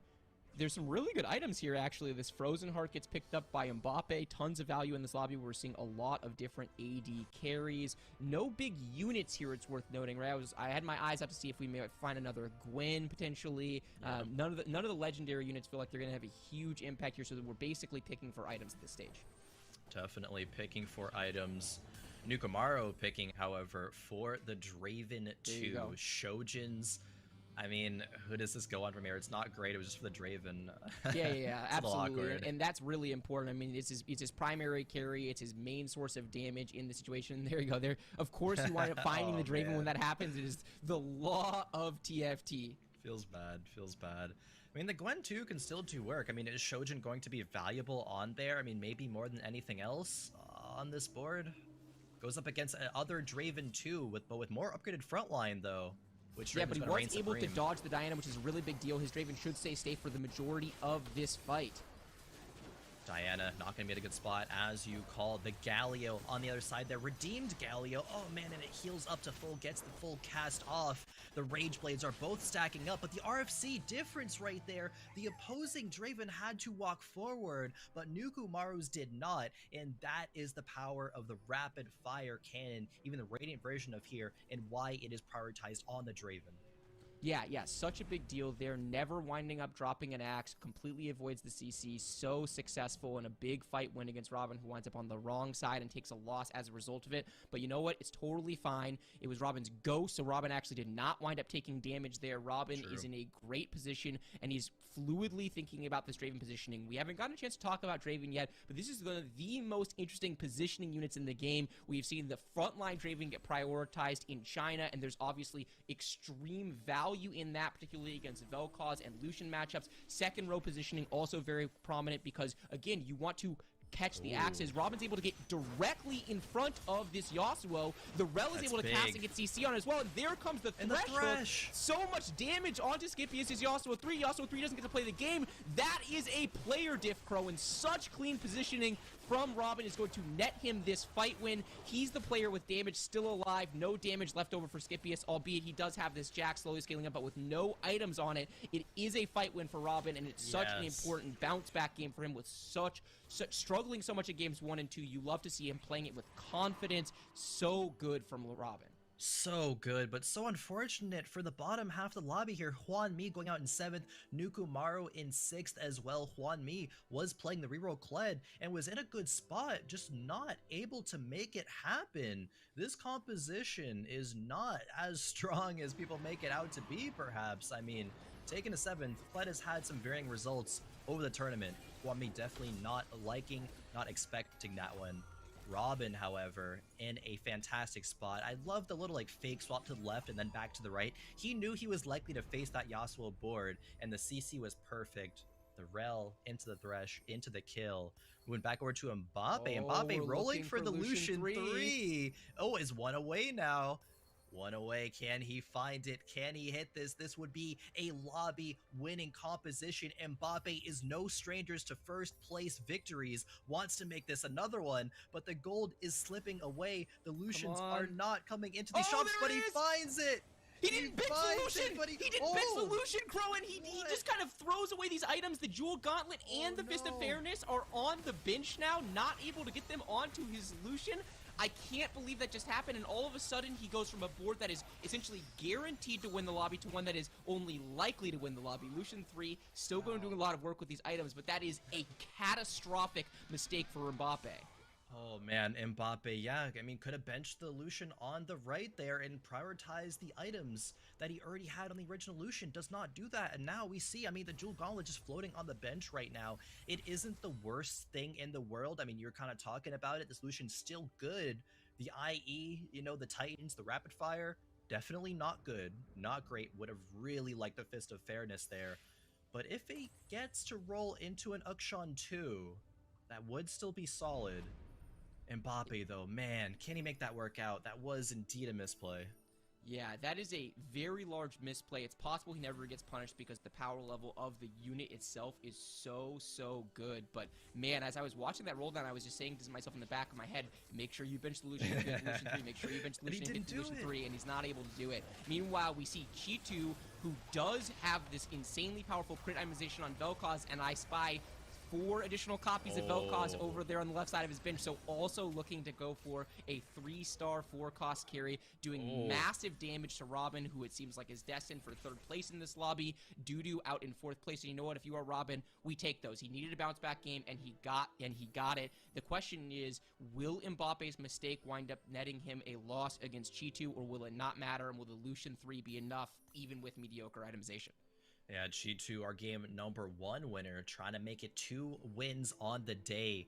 Robin probably satisfied with just a 3rd. I mean, with this Draven board, that's probably what you're going to get. Mbappe, the Lucian 3, can it be punished by the Draven? My thoughts are no. No, yeah. Yeah, I would say very, very unlikely. The second this Lucian casts, Robin's entire board is going to be Here it obliterated. goes. And the Diana was not in position. Oh, wait, Viego! the Viego is on it. It's not going to be able to do a full steal, but it is going to be able to CC it for long enough. Now here comes the cast. Okay, the Draven is gone, and Robin is dead. He did his best, Crowan, but it was not good enough under the circumstances. We're looking at Cheetu versus Mbappe's board, and Mbappe is losing to Cheetu here. So we didn't get to see this fight. Oh, wait, I take it back. Maybe this not. is a Fist of Fairness on an auction, wailing away. Can it get away from it? Okay, here we go. Very little damage, but we do see that Mbappe bleeds. Even though he has that Lucian 3 with the mediocre itemization and with Cheetu's incredibly powerful Spellweaver Vel'Koz board, he is able to take a loss. So it's going to come down to positioning in these last second fights. It is a 1v1 Crow in my favorite time in TFT. What are they trying to do? Oh man, alright. I mean, it's going to be the roll down for the Vel'Koz 3. This is what's happening right now, but not hitting. Still has a few more gold left to go, but Cheetu actually can greed this out a little bit. Is not on 1 life remaining, so can actually use this 10 gold econ just a little bit more. The burden is going to be on Mbappe. No room for mistakes. We know Mbappe already lost the last round. Garen 2. Double renewer emblems, the swap over. Is the positioning enough? Is the Lucian going to find its way onto the Vel'Koz? Cheetu's got him. Cheetu with that last second phantom swap. He does not have the beam in the right place, but the Lucian dashes perfectly into the Vel'Koz laser beam, and it's not enough damage. The itemization with the Titans and the Infinity Edge with no Fist of Fairness, no healing for that Lucian, and so he's not able to actually out-sustain the damage that's being pumped out by this Vel'Koz, and that does swing the game. Mbappe makes that critical mistake in making the Lucian 3, and he gets punished for it. As a 1st place guaranteed functionally becomes a 2nd. Oh man, you really, really hate to, have that happen. The Lucian, it could have won the lobby, but it didn't. That is a mistake that hopefully won't cost Mbappe, given that he's had some really, really good placements thus far, a 1st and a 4th, and now getting a 2nd. I mean, that's still good, but really, you can't let these things happen on a world stage. Yeah, so tough, and it's so hard when you're rolling down that much gold and you get it at the very last second. You're like, I just gotta make it. I'm on 18 HP. I need to make this unit. It's part of the reason why, from a micro perspective in that situation, you probably want to bench the Lucian earlier in the roll down, so that if you do wind up hitting it, you get the proper completion. And it did make the difference there, because a Lucian 3 while casting is going to do so much damage that with a Fist of Fairness on it, it should be able to out-sustain even that incredibly powerful Vel'Koz build. But because he doesn't have the healing item on it, he takes fatal damage even with a 3-star health pool. It's just not enough with that critical strike Vel'Koz, and a huge win for Cheetu. Yeah, I mean, this makes Cheetu's 2nd win. So talking about Mbappe's day 1, 1st or 8th style, Cheetu's kind of right there leading the charge right now, especially when it comes to those points. But let's relive some of the moments that we saw in that game number 3. I hope we don't see that mistake again from Mbappe, but it's probably going to come up. Bryce, Crowan, talk about it. I think we're going to. It's just inevitable. I mean, it's such a key point. Mbappe does start off, pretty solidly, though. It is this Nidalee that he rolled so aggressively for on 3-2, and we get to actually see that roll down right now.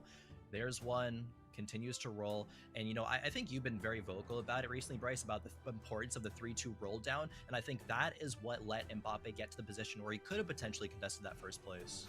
Yeah, absolutely, and he winds up transitioning into Lucian, which I was a little bit skeptical of, but hey, if you're going to find 9 copies of it, why not? It's a pretty good spot, right, Crow? And the Lucian was really struggling, it's worth noting. He was losing a bunch of fights, and without the Lucian 3, it was probably going to be a bot 4 situation, or maybe barely squeaking into 4th.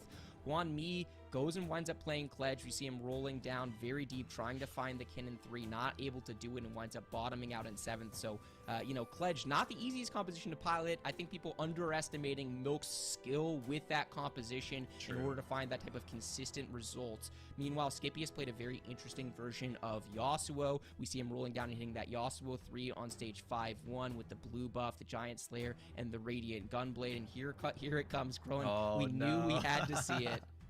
We do. It's just, I mean, there's only so much time in a TFT preparation phase, right? I mean, it's at the top of the screen, 11 seconds, 10, and still is just rolling, selling units, rolling, 4 seconds, 3 seconds, 2. Just makes it. It says, okay, Lucian 3 right now, I just need it on the board. And it did net Mbappe the 2nd place, but Chi2, with this perfect item, Bell Cause, took down the Lucian. There was no healing from the Fist of Fairness, and Ukshan 1 was not able to get the job done. Chi2 did not even see the Radiant Blessing for himself in that game. That is how dominant it was. 43 HP victory. Such a dominant performance, and also beautiful positioning at the end. We saw him scouting his opponent's board, sees Mbappe move the Lucian to the other side, and instantly is able to phantom swap his 3 carries across the field so that the Vel'Koz is on the right angle to take out the Lucian. So really, really nice win, and puts him within a couple points of S. Mbappe, who, despite that mistake, is the only player to top 4 all 3 games today and is still in 1st place. Yeah, you know, don't want to harp on it too much. Mbappe is playing really, really well today. Almost, you know, I'm not going to say he is a lock for the finals, but is certainly in a really, really good spot for it. The pressure is on 4th through 7th right now. That is just a 1-point gap for so many players. The competition is certainly heating up for them right now going into game 4 and 5. I mean, this just reminds me of how close days 1 and 2 really were when it came down to the point standings. And also, how much games 4 and 5 are really going to matter to see who's going to actually make the top 4 to move on to the final stage tomorrow. Bryce, Crowan, thank you so much for bringing us through that game number 3. Crowan, we're going to say goodbye to you for today, but Bryce, you're sticking around, and let's go ahead and welcome Frodan back to the casting desk to take us through this game number 4. And Dan, what are you kind of looking forward to when it comes to these last 2 games of the day? I mean, I think Crowan set up really well. The race for 4th place is really tight. Some people are pulling away from the pack. You know, Mbappe is 8 points ahead of 4th place. He feels like he's in a really comfortable spot, even if he takes, you know, a 5th place back-to-back games. But for everybody else, including for Robin Songs from North America, who started off really rocky, getting a top finish there and be within striking distance, has to feel good for all the people that are pulling for him right now. Speaking of which, we will hear what Robin Songs has to say right now.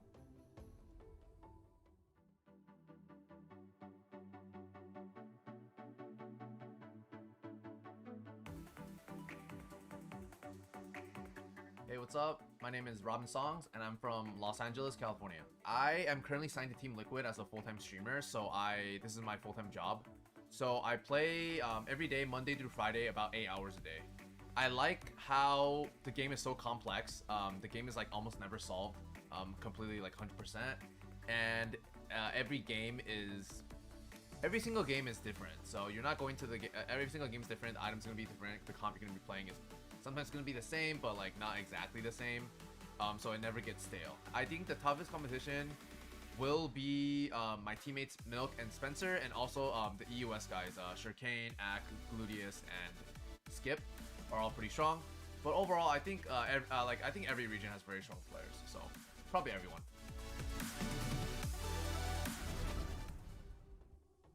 I've always admired Robin Song's approach to the game of teamfight tactics, and just looking Hello, at nghe his không Phong? performance throughout the day, he's been getting consistently better and better results as each game progresses. So can't wait to see what happens. Let's go ahead and get right into Tớ game vừa number mở 4. lại cái audio Bryce, trên stream. Frodan, take us away. All right, thank you very much. That's right, you heard it from Robin. He's really enjoying his newfound career as a full-time TFT player for the past year. He did quit his job to try and pursue the highest level of TFT and consistently stream. He's done an excellent job to get to this point. And as Nick Alo, was alo, saying, nghe không his không? results started off a little bit Nghe rough. rồi. It didn't get really much worse in the 7th place. They started off in game number 1, but he's been getting better, and we'll see if he's able Alo, to alo. do that. He is the North American hero. For people who are not familiar, Robin Ừ, put on nói cũng không such nghe an nên chắc amazing là performance in North American regionals, putting 5 out of 6 hiểu. first places on the final day to guarantee that spot. Now, Bryce, coming into today, he doesn't look nearly as strong. What's your read on Robin's current state? Là gì? Yeah, I would say not as strong is a fair description. Look, whenever Robin Songs is in a tournament, he's a threat to win it. He's one of the most consistent tournament performers that we've had in the short history of TFT, but he was a little bit less confident. You know, the comps that he was really leaning into on the regionals patch are considerably less popular on this patch. His ladder play is a little bit less consistent, not, you know, kind of falling out of the top 10 in North America. So I would say we don't have the fully confident Robin. It also has to be said that he has not gotten great openings so far in this tournament, and so he's not gotten to kind of play win streak, play the tempo that we're used to seeing from him. So if he's able to get off to a good start in this game like he was in last game, I'm still really confident he is able to bounce back. All right, and bounce back is also the name of the game for El Tomo, who started off pretty strong with the top 3, then has since posted back-to-back 8th places. El Tomo also needs something big. Opening carousel, by the way, all tiers, gloves, and rods. So we do see a lot of opportunity for people to maybe flex into the AP tree or at least play hybrid. Oh my goodness, a Poppy 2 in the shop already. And El Tomo has to already make a decision if he wants to sell this Olaf and to make this Poppy 2 if he does not get gold. Yeah, and well, he's guaranteed gold since he already got 2 right. item components dropped, so he's definitely going to be able to buy this Poppy 2. I think it's very interesting when you get to see you know, opening carousel like this. You get to tell where people are leading. Literally, no one wanted tier, Dan. Everyone was beelining for these gloves. So it's a lobby of people where you have a few people here that are willing to play in the AP tree, but no one is eager to do it. This man, meanwhile, starts glove, has a last whisper, and has 6 poppies plus a Kled. If I am El Tomo and I've been kind of struggling to get it rolling, I'd be very interested in trying to play Kled from that spot. Yeah, that's right. No one's really been able to find success with Kled the way Delicious Milk has so far. And we'll see if El Tomo is able to make it happen. 6 poppies is great. The only thing about it is that his economy is not going to be nowhere near as strong, but maybe his items can make up for it. We're hopping on board with Chi2, player who's currently in 2nd place after you saw that win with the Vel'Koz. Starting off strong with 2 rods and a vest. A lot of people use Ziggs as a great item holder. Is it an opportunity to slam the death cap here, Bryce? It absolutely is an opportunity to slam a death cap, and again, it kind of depends on what tree he wants to wind up playing. He does have the brand as well, so he can easily lean into a Spellweaver tree. Chi2, one of the most flexible players in the entire tournament, has shown willingness to play anything and everything. I have loved the fluidity to his board state and to his play style. We've seen him play tempo, we've seen him play, you know, big loss streak, roll down oriented gameplay. We've seen him carry all sorts of different units, so you never know what you're going to get with this man when he loads into a game of TFT. Yep, and Chi2 is the player that did his best impression of Robin Song for the Chinese regionals, where he won the final day in only 4 games, but because he went first, 8th, then first. And in checkmate format, that's good enough to be able to get to that win, to just end it right there.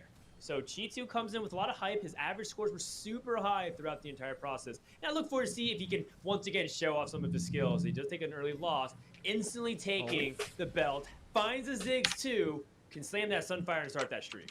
Yeah, definitely a good spot for him. Obviously would prefer to win and be able to lean fully into win streak, but he's got a great board, he's got great items, so a solid position for him. He should be able to preserve plenty of HP. Meanwhile, moving on board with Dudu, one of the other extremely consistent performers today, and he felt like he was at a crossroads there, potentially deciding whether or not he wants to lean into the AP or AD tree. He also has a Ziggs too, Dan, so opts for that tier.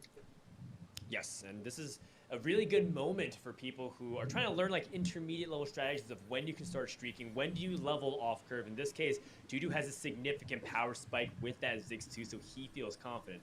That being said, he doesn't have items that I feel are very slammable for his specific position. While Titan's Resolve is totally fine, while you can get away with slamming Frozen Heart early, it doesn't seem like it fits based off what he wants to be doing. So he ends up choosing not to do anything. Hwanmi, in the meantime, playing that Kha'Zix 2, and this is where the Hellion bodies, the portals that summon extra 0-star units are really crucial to stall, because this Kha'Zix has to chop down one by one, rat after rat, and just doesn't have enough mousetraps to catch them all.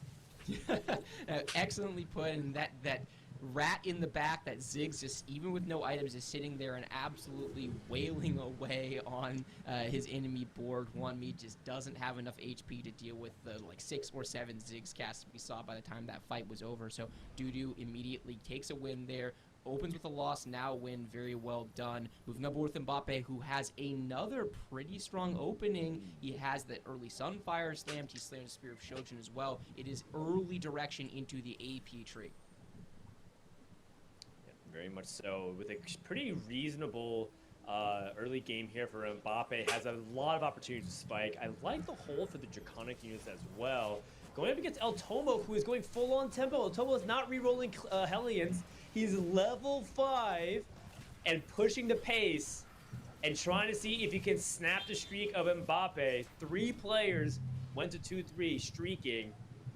And it looks like El Tomo's going to walk away dealing a lot of damage, actually, also right back to Mbappe, who was at 100 HP, but will be one of the first people picking.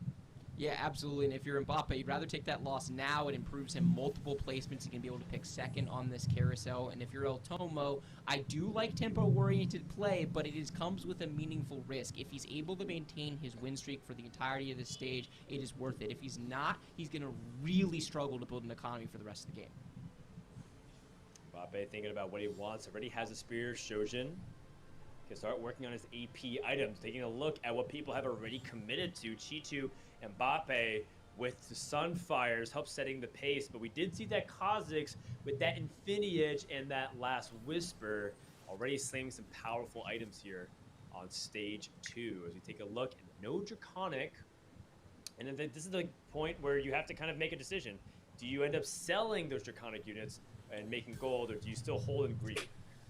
Yeah, it's an excellent question. If he can make 10 and hold the Draconic units, obviously that's optimal, but if not, a lot of players would choose to move away from Draconic if they're not getting it online kind of by the middle of stage 2 at this point. Speaking of Draconic, we're on board with Nukumaru, who is having his cake and eating it too. He has the Draconic, so he's going to build up his economy that way. He is also on a win streak at 100 HP. He is in a tough spot, though, against Hwanmi specifically, who has that Kha'Zix jumping to the backline. And it's a buddy system, though, that Ashe is going to be able to protect that Kha'Zix damage, but that Kha'Zix is wailing away just with the auto attacks, not able to do fatal damage on that first cast, but it doesn't matter, able to clean up the backline. It is going to be a fight win for Hwanmi, and Nukumaru is going to have his win streak snapped.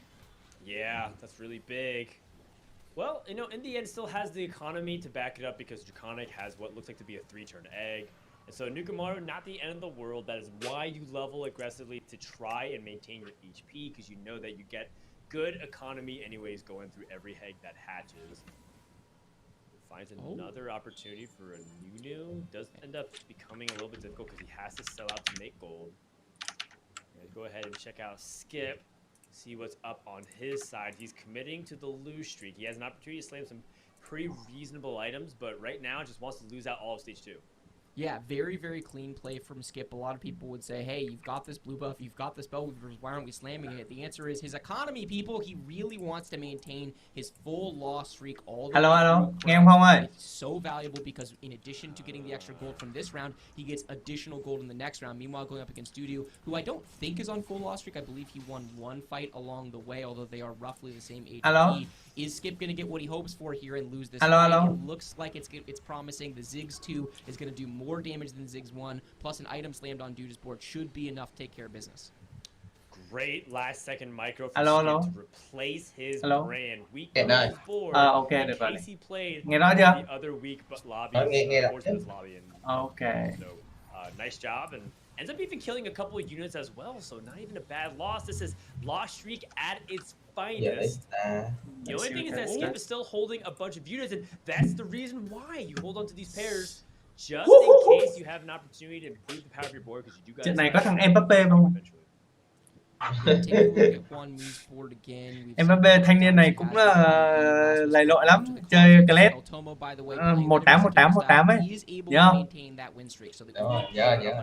I would love to take a look at Robin's board if we get a chance. We haven't gotten to see what he is leaning towards yet. We did see earlier on the item completion chart that he had a trap claw slam, a very generic early slam from Robin. He can go in any direction from there. Yeah, and another Draconic player. 2 Nocturnes in the shop with an Có Nocturne kìa, hai cái Nocturne à? Không chơi chooses Nocturne. to opt Cái out of bán it. này. Why aren't we seeing more assassins, Bryce, from your perspective?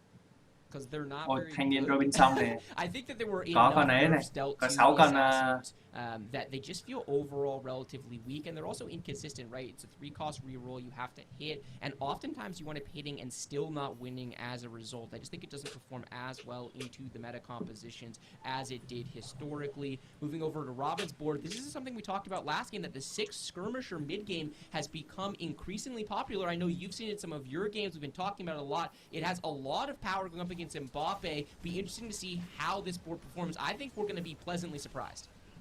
Yeah, 6 skirmishers still pretty solid because there's not a lot of burst damage that comes out in these combos at this point in the game. Yeah. With the exception of Aphelios trying to make it happen with the Dark Vigil. But that being said, that extra HP that you get from the skirmishers, 4 units end up surviving. So Robin able to take the tempo by the horns and start putting himself in the driver's seat. And this is a really good lesson of when you level, even if he's doing off curve, even if he doesn't have a streak, he's trying to seize the momentum back in his favor as he does pick up a couple of nice pairs here. Pivoting over to Juju's perspective, a player that I have been the most impressed with today so far, pulling out some really difficult top 4s and spots and item combinations that I don't really see super often. Juju's just been kind of put on a clinic of good TFT. Yeah, absolutely. Juju's plays reminded me a lot of what we've seen from Shurikane in previous days. Dudu. He's willing to play Dudu. all of the units in the Dudu. game, slam all of the different items, and has Dudu. clearly a deeper level of understanding of teamfight tactics. Wow. And what combinations and things he can do to kind of leak đánh the Hammer. best, preserve HP, and find his way into Nuko some Maru. very impressive top 4 situations. Going up against Nukamaru, who is playing a very interesting board himself. He slammed that Hellion spat, Dan. He has this tempo-oriented Hellion style, and I really like to see it. He's got the early Rage Blade and Hand of Justice, so he could easily wind up playing an Aphelios. He actually has a sword on the bench, so all things looking Aphelios there. And that Hellion spat can do an enormous amount of work in Aphelios, which is oftentimes going to wind up complementing with a Timo in the late game. Yeah, this is really, really interesting. If he's going to try to go for tempo with Draconic, it makes me feel like he wants to take a Heimerdinger angle, which is to, scale all the way to Legendaries, use Abomination to get to the front line, and then be able to even turn units like Heimerdinger into a Hellion spat. And guess what? Maybe you don't need a Spear of Shojin as much. If you're able to just have so much attack speed that you ramp it up anyways with the Invoker trait being at full power with the Renewer. So that's something that I'm looking at. We still have a lot of TFT could play. Still going to the Aphelios line that you're talking about. Maybe that Hellion just ends up being a nice support line. He's got the ability to go to multiple trees, and that's partially what makes this opening from Nukamaru with that Hellion spat and not actually committing to the Hellion free roll so interesting in my perspective. Yeah, it is really, really interesting, and Nukamaru is a player that we have seen who has struggled at times on some of these big transitional turns, but I would not mistake that for weakness as a player. There are so many different opportunities for skill expression in a game of TFT, and what I have been really impressed by from this man is his lines. It feels like he is constantly has a really good beat on what's going on in the lobby and what are his outs and playing to them. So Oh, Draven kìa. Oh, extremely unorthodox. Dudu đã lấy được Draven. Powerful stuff on this carousel. We have Draven with a bow, for example, or people who want to take a 4-cost sword, some big cash infusion, plus some strong item combinations on champions. Ủa Phong ơi, cậu có nghe tớ rõ đúng không? Nghe rõ đấy. Ok. Cậu bật cái loa, cái mic to lên một chút Phong, tăng cái ấy lên một chút thôi. Tớ nghe cậu hơi nhỏ. Ok. Yeah, this man just likes tears, and this is really something we saw này last non game. Lucian ta. Blue buff and the Frozen Heart Slam. So where will he go? Blue buff is such a fascinating item in the meta because there are so many different carries you can play with it, and unorthodox boards you can build around them. We have seen multiple Gwen carry compositions today. Will he go in that direction? Will it be Karma? Will it be Teemo? Will it wind up on a Viego. Only time is going to tell. Moving on board with Dudu, who does Đánh take that gì đây, really đánh powerful gì đây, Draven đánh with the gì bow off đây? of the carousel and trying to Lucian, build around that. Lucian. He is in a tougher Hello, spot yeah. we've seen from day at 60 Còn nữa nó không ra. HP. He is very likely to wind up with a big roll down on stage 4. Cậu đang chơi à? Radiant Armory will Ủa, also còn con nữa nó không ra kìa. Trời ơi, này 3 sao rồi, chết mẹ ngựa tôi rồi. best overall play, so can he get a big damage item? Can he get a really impactful Chết utility? có một. Yeah, based off kind of what I'm seeing, Lúc đã chết mẹ ngựa luôn. on his bench, he could end up just Không nên taking chơi a vậy. very big damage amplification item because Đu, he does kỳ have quá. axe, he does have some heal to stand. Đu. These were Oh. not the Qua droids mốc he was hay là looking for, Banshee? Ken. Yeah, so he was looking Khó for nhờ. things that add more attack Khó to đấy. it, basically, right? Like Zenith, Khó thế nhờ. talking about like Deathblade. These are some really Chết vào đi, powerful chết luôn. options at his disposal. Wow. Yeah, Demon Slayer ends up instead going for the Khổ máu luôn à. rapid light cannon. Top Now, 4 while the luôn. light cannon does give Draven a bunch of Lucian damage ạ. from the Lucian back ra nè. line, and Dudu can Trời, ông continue ra to play, Lucian. but with the Quá attack tức speed on the quá. rapid fire cannon, makes me think that he wants to go deeper into the Forgotten Tree instead. And that's part of the Nãy beauty of nãy có Team thằng Draven. trong You get a trong bunch này of được Lucian specific 3 sao nè type of mà thua. items. You can start to utilize the traits to your benefit Con mực nó because sấy. Engineers, Knights, and Forgotten are so modular. Ơn nè, How gì you thế? guys match? Yeah, they really are. Ôi, tốc độ đánh à? One of Draven is there's Kinh so nhờ. much creativity of the board Đâu, and được also rồi, được. understanding Trời ơi, when mà gặp. certain items push you in certain directions. You can lean Được more luôn with the nữa, Forgotten được trait, luôn you can nữa. get more AD from the traits and less of it from the Được. items, for example. Wow. There's also a lot of creativity in the positioning of Draven because when you have Chết that mẹ rapid rồi. light cannon, you don't Ờ, một necessarily have to tí like luôn. front row or second row the Draven because you do Đã gain. sắp It ngu rồi. goes from being a very short ranged AD carry to a very long ranged AD Rồi, carry. chúng It ta can bị stay xuất safe, đao. it can keep catching its axis, a really big deal. We're getting a Ngay look đầu. at the Radiant Blessing for the first Rồi. time. Ừ. It is a Tome of Traits, so there's going to be a lot of power in this lobby, and boom, that is exactly what he was hoping to find. He's going to be going for a big roll down here, only at 36 HP as we head into the Wolves round. The Spellweaver Spat puts a ton of potential power, particularly with that Radiant Ionic Spark. If he's able to find a Fiddlestick stand, that is going to do an enormous Ồ, amount cái of gì work. thế này? Very much so. He even has the Infinity Edge to combo with the Jewel Gauntlet as well. Although I guess he is missing a mana base. Oh, there it is, the exact shop. Yes, Wow. Fiddlesticks, the Redeemed, and the Abomination. Everything is coming up Millhouse here for G2. Needs to find an additional spell we throw in. Zyra is on the bench, can work it in as well. Still continue to roll down, only have a few seconds left. Needs to get everything in this house in order. And finds a couple of impactful 2-stars. Now going to position, put his items in. G2 is looking good. Yeah, overall looking good, though I think a mistake was made here. He has forward. Oh my god, talking of mistakes. Cắm nhầm from rồi. Matt, worse, he plays the Leona for 4 redeemed instead of the 4 Spellweaver. Cắm nhầm And then rồi, he puts the thanh niên Spellweaver ơi. stat on his Nunu instead of his Fiddlesticks. We're going to have to remake that unit. There is no way we can afford to keep that incredibly powerful Spellweaver spat onto the Fiddlesticks. He also has a bunch of items on his bench, so very atypically problematic transition from G2 there. Yeah, and you know, it's one of these things where he's time pressured and ends up making an error that most people can recognize was not intentional. Those happen, it's okay. But what's not okay, maybe, is his health total. Like, he still should be stabilized around this part of the game. And it's going to be a little bit tricky. Catching up with El Tomo, who was playing that high tempo style originally, now has Tristana 2 carry, utilizing Tristana as an item holder. And this is something that we don't see too often, actually. Yeah, it's not something we see very often. People are really not favoring Cannoneer carries as a transitional board. Tomo, I do think he has found in a ton of success.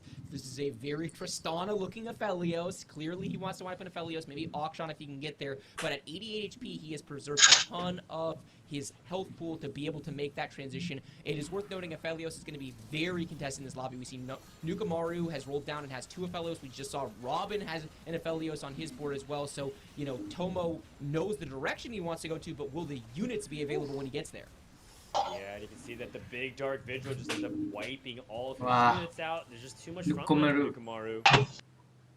And now Tomo's going to take a loss. Robin is streaking.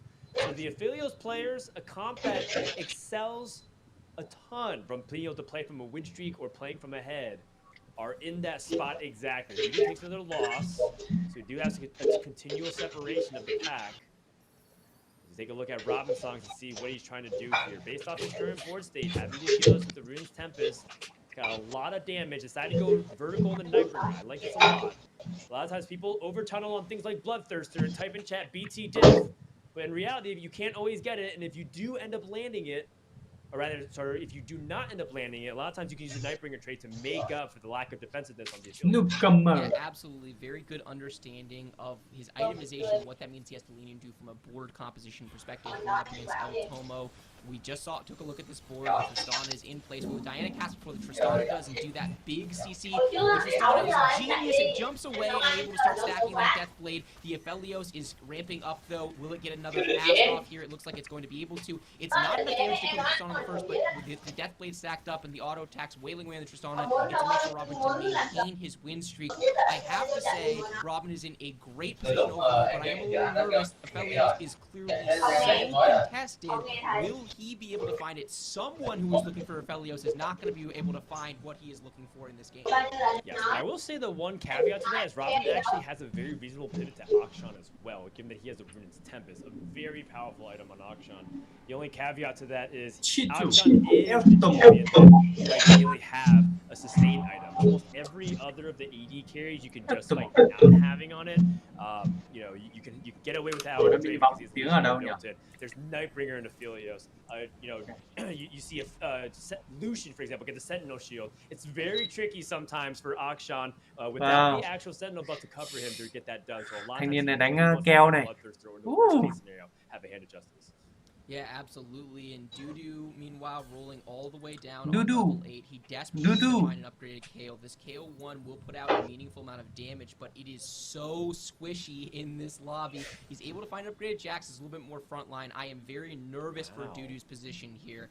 These KO items are not great. You really prefer to have a Rage Blade in order to ramp up. It's not that they're bad. They're just not outstanding. And he does not have the best frontline overall. Just a Rel 1, Nautilus 2. That Jax is a big upgrade. And that Lucian is wailing away on the KO. The first cast is not enough, but there is the Thresh Hook coming through. The Thresh Hook actually pulls the KO away, so now it's not the furthest unit anymore.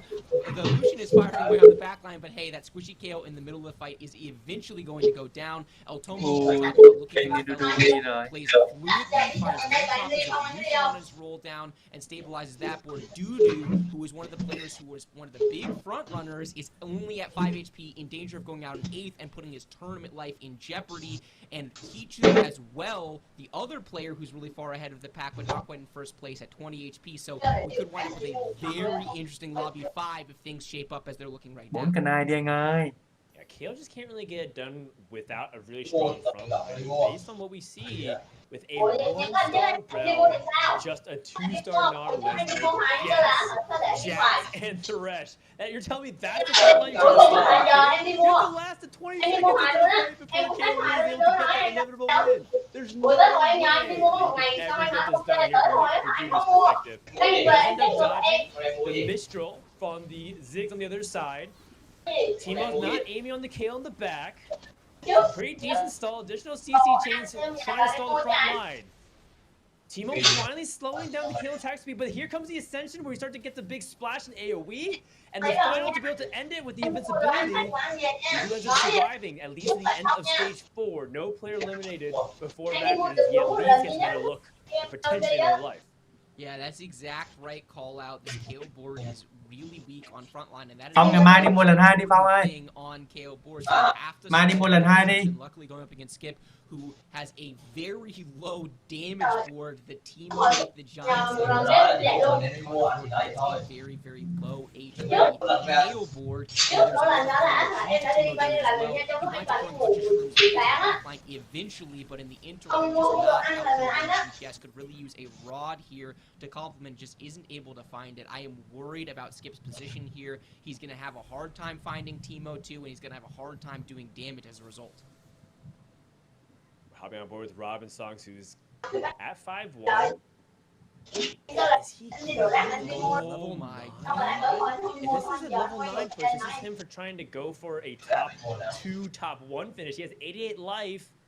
He's gonna roll this guy a little bit. He's got information says, I can't just stay rest on my laurels. I need to see if I can improve my board state. The problem is, he did just roll a good amount of gold and did not materially improve his board right now, and also has a couple of floating items.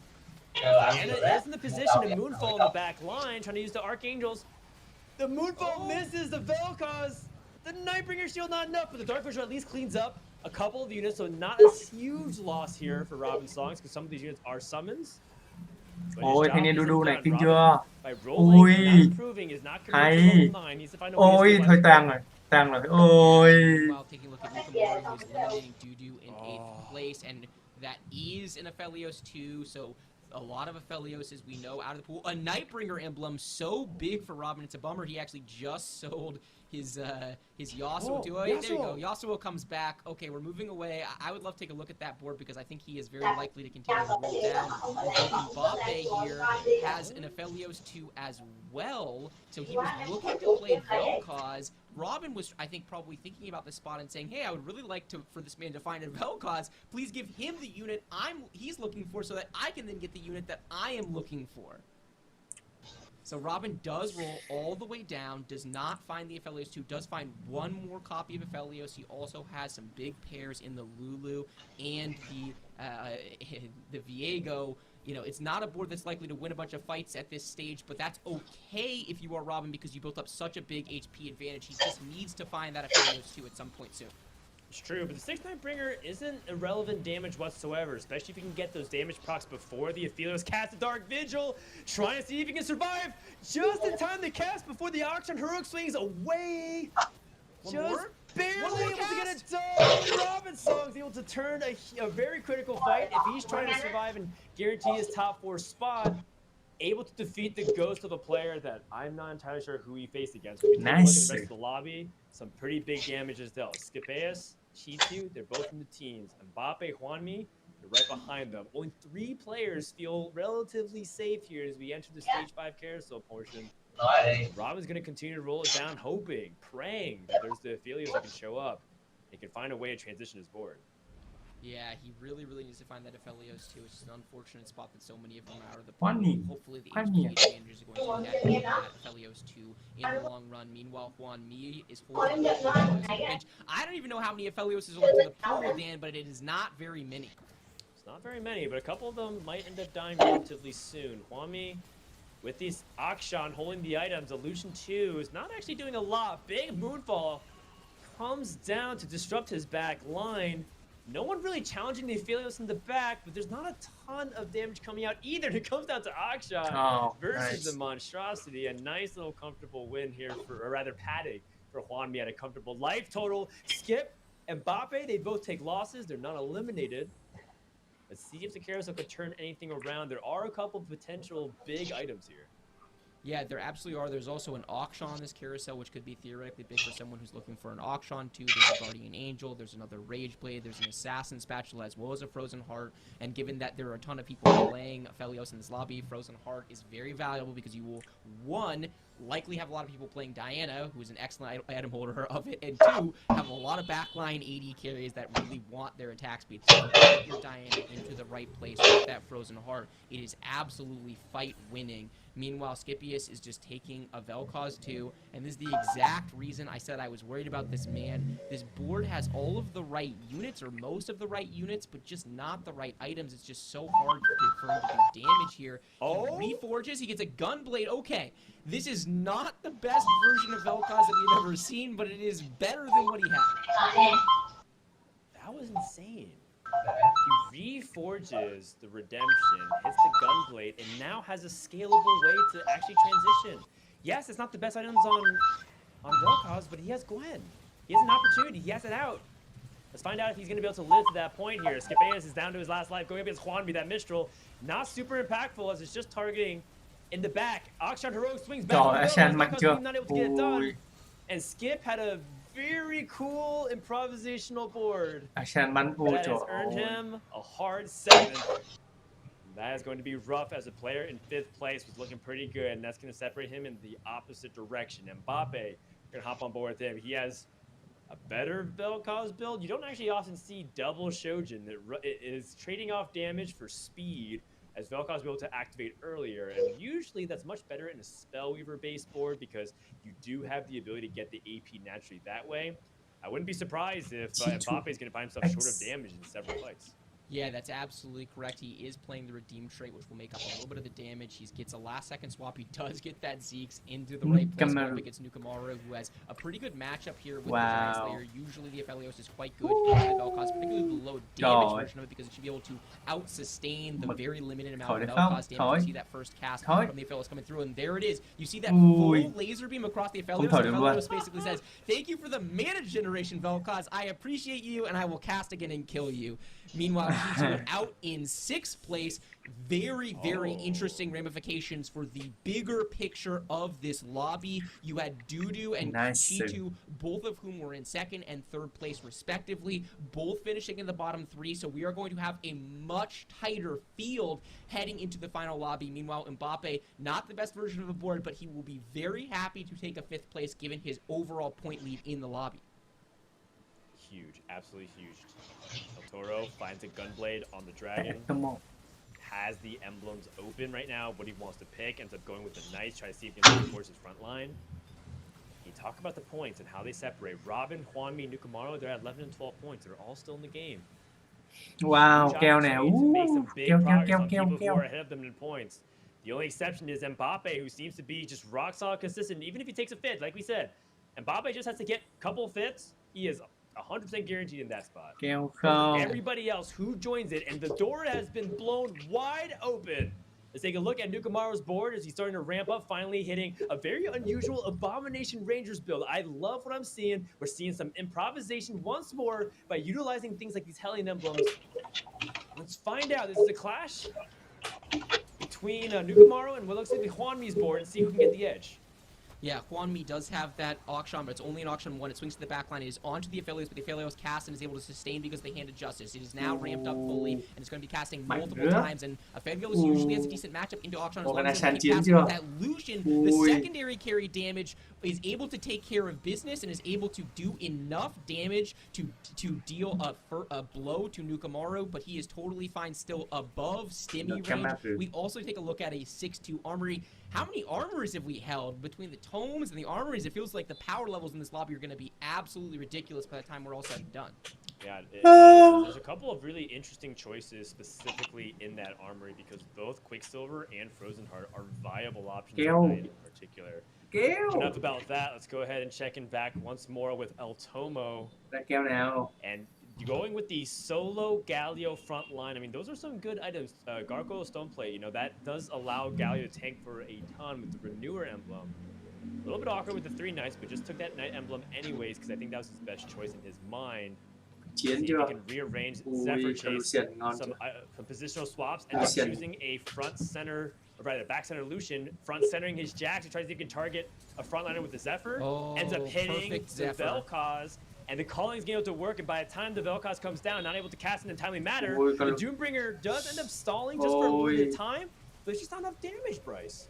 Yeah, this is the same problem over and over again for Mbappe. He does have a lot of units left alive, and the Abomination is in front of this Lucian. Lucian does have a death stacked up, but there you go. Mbappe able to take a fight win, a really big deal for him. Meanwhile, Tomo, who has a very Lucian-looking Aphelios, we've seen a lot of folks cosplaying as Aphelios in this game, is able to get to level 9, and you see him holding that KO. And with the Knight emblem, I really like what El Tomo is thinking. He's thinking about transitioning from a Lucian into a 5-cost carry, preferably KO or auction. I think he's absolutely in a good spot to do it. Meanwhile, going on board with Robin, who still has Aphelios 1. We said it. The whole lobby is looking to play Aphelios, and Robin is having a heck of a time completing his primary carry here, and he has to keep rolling. It's so unfortunate. And this is really the difference. You saw Nukamaro in a single lobby. He's able to high roll. He hits the Aphelios 2, and he's able to go to 9, and will be looking to cap out that board. Meanwhile, Robin has been rolling on level 8 since the beginning of time, it feels like. And just to rub it in, here we go. He gets to play Nukamaro, who is holding the extra Aphelios on the bench. It is so punishing to Robin. Aphelios 1 mà đến round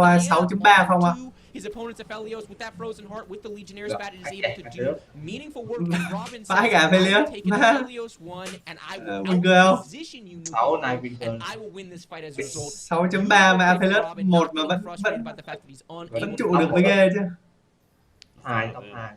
Man's been locked in, trying to retrain his mental. Kiểu đời mạnh quá vậy. Nó có cái tự thần kiếm rồi. He's right now number 1 HP. Tôi gọi cho mẹ đó. Another Hellion emblem appears on the carousel. I don't think anyone is immediately thinking about that compared to some of the other utilities. Phong ơi, có gì tắt mic nhá. Tớ đang livestream ấy. Sợ. I actually don't mind a Zerat portal here either, given that it does give some really good stall. Now Robin is stuck with whatever else he can basically piece together. What is this garbage? Yeah, Robin doesn't want any of this. Meanwhile, it's worth noting that Tomo was able to pick up a KO. It was a second copy of KO. If he's able to find a third copy of KO and move these Lucian items onto KO and transition his board, it could get very interesting. We're seeing Nukamaro, who is holding even more Aphelios. God, this is just so brutal if you're Robin. Robin upgrades the Aphelios. We did it, North America. Let's see if it's able to convert into a top 2 finish. But for now, we're looking at Nukamaru's transition, who's playing a 4 Invoker version of Aphelios. It's going to cast very quickly with the double Invoker emblem. Such an interesting adaptation from Nukamaru, who continues to impress me with his fluid gameplay. Yeah, that's right. No Teemo for Invoker is what's going on right now. And ends up going up to Mbappe. Here comes the heroic swing right into the Vel'Koz damage. But again, with that reduced damage, not going to be the biggest of threats. And Mbappe has done a good job to stall for as long as he can. But it's not going to be enough. Nukamaru is going to eliminate Mbappe unless El Tomo takes big damage from Hwanmi. And even then, minus 19 seems unlikely. Hwanmi takes a pretty significant loss, though. Yeah, Tomo... I really don't like this play from Tomo. I really feel like he needed to think about transitioning his carry. There is the third copy of KO if he had been able to play towards that out. I understand that he's got this 6 into Lucian, but the reality of the situation is this board is going to struggle, I think, against the Aphelios boards in the long run, although it really does come down to positioning. If he's able to land those Zephyrs, if he's able to get the Lucian in position where it can ultimate onto the Aphelios earlier in the fights, that can be such a big deal. Nukamaru also going for Aphelios 3. He upgrades the Volibear. Nukamaru is capping out his board. It is going to be very, very scary. Last time Tomo was able to fare well, but Nukamaru's board has fundamentally changed. Will it be enough to net a fight win?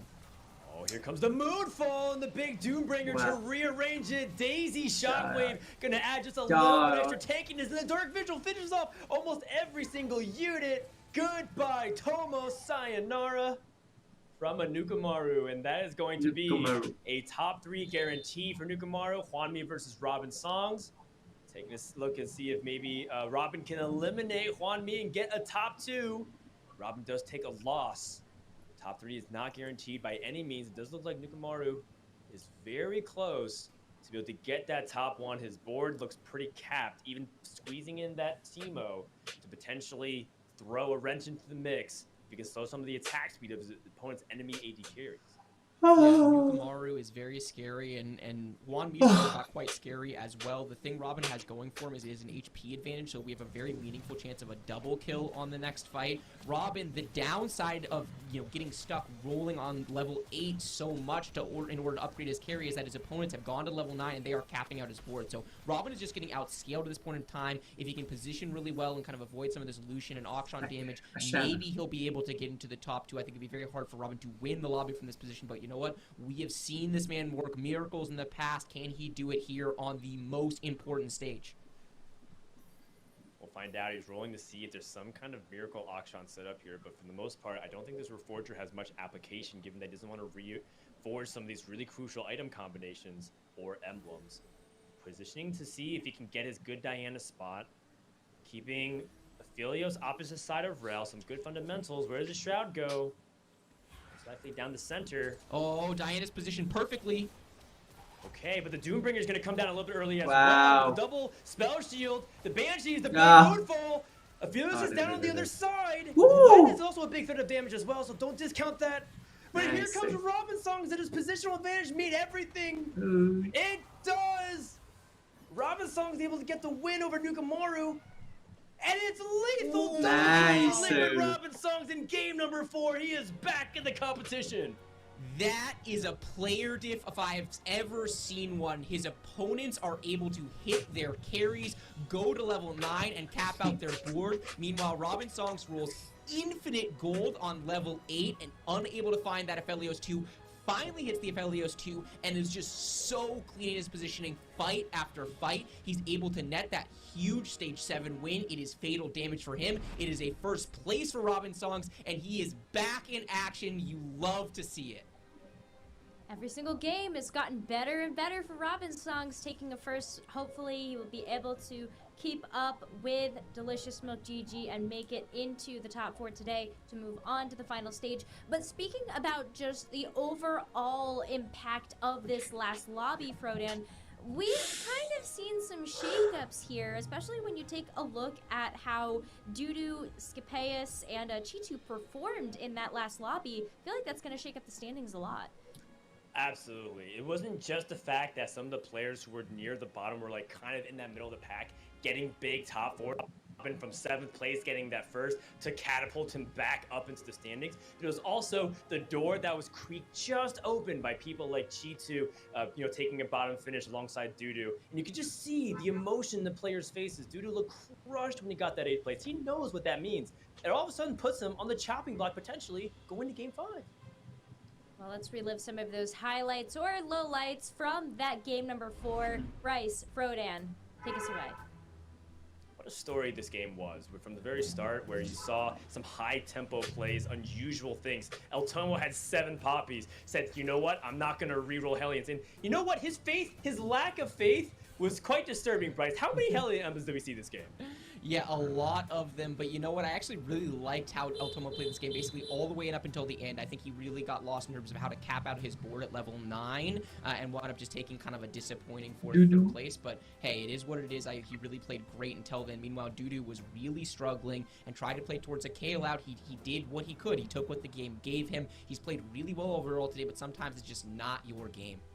Yeah, and we all know Kale is high risk, high reward. A lot of people say the potential of Kale is some of the best in the entire meta. But you just have to have conditions that still have to align. And then fireworks, which is the Kale swing when she fully ascends, will be able to happen. Not going to be the case there for Dudu. In the meantime, El Tomo, I do think that there is something to be said that he didn't want to mess with success. He got to the top 3. I think that was fine.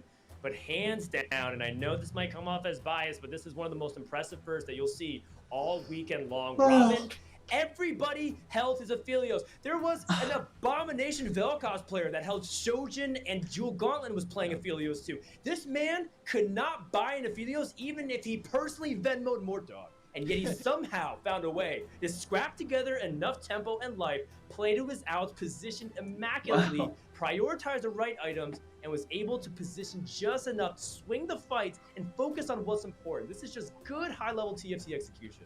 Absolutely, and it wasn't just the end of the game that was so impressive in terms of the positioning, it was the beginning of the game. Robin is only able to ultimately hit and win this lobby because he preserved so much HP until that moment of not hitting. It has been a frustrating day for Robin in terms of his roles. It feels like every time we're looking at his board, the whole lobby has these upgraded 4-cost carries, and Robin is just rolling, trying to... He had opened up with a couple of bot 4 finishes as a result, and now back-to-back top 4 finishes, and there he is, tied for 3rd place with Nukamaru, and boy, oh boy, are we in for a show. Mbappe is, in very comfortable position overall at 24 points, but everyone else is very much in the thick of this. Even the people at the bottom of the lobby are not mathematically eliminated yet, though it will be very tough for Scipius and El Tomo to come back here, but between 2nd and 6th place, we are very, very tight. Yeah, very much so.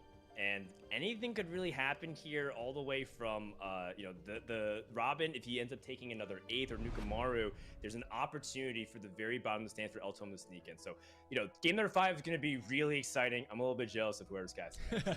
+1 from me.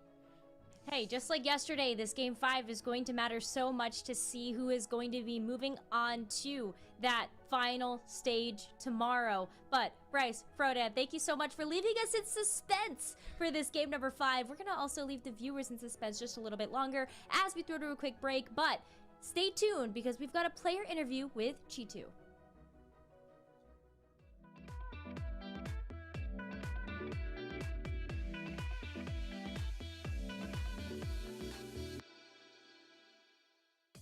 我来自就是四川南充，然后游戏 ID 叫做企图，能打进全球总决赛，我还是非常开心的，因为我一直以来的梦想就是成为一个职业选手也好啊，为代表中国出战也好。我最擅长的阵容应该就是哨兵阿克上以及4骑阿克上，这也是我进入全球总决赛一个非常关键的阵容，在比赛中我也经常会拿出来用到。云顶之一的游戏就从选秀这种模式机制，还有就是装备的合成和运营、上人口、利息这种偏思维的模式吸引到了我吧。它的一些综合平衡度比较好，以及它的运气成分，其实在卡牌类游戏中不算特别高，在所有的卡牌类游戏中，它不算是特别高的运气成分的游戏。这样的话，导致它的竞技性还是可以的。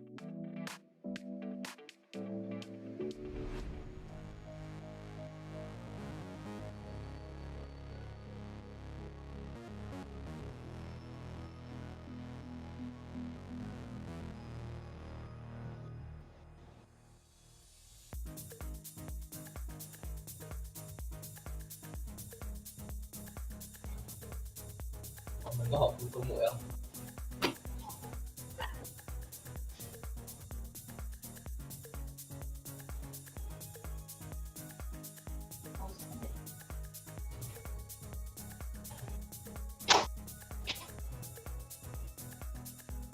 Đấy.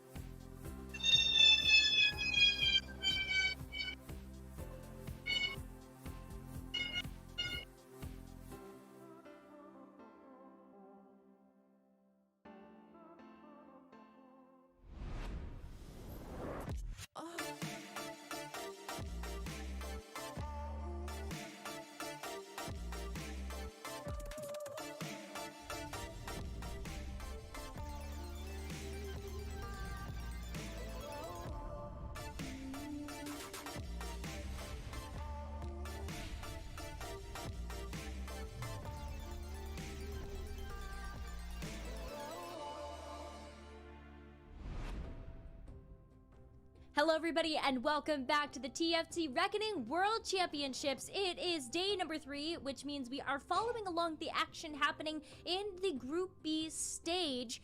We've got 4 games down, which means we have 1 game to go, and this game matters so much to see who is moving forward to our final stage tomorrow. Bringing us home, we've got Mort and Doa, who we saw earlier on in the day, and that means you guys have had a really nice reprieve for all of the action. I feel like you all have some really good thoughts about it. So Doa, let's start with you. What do you think so far?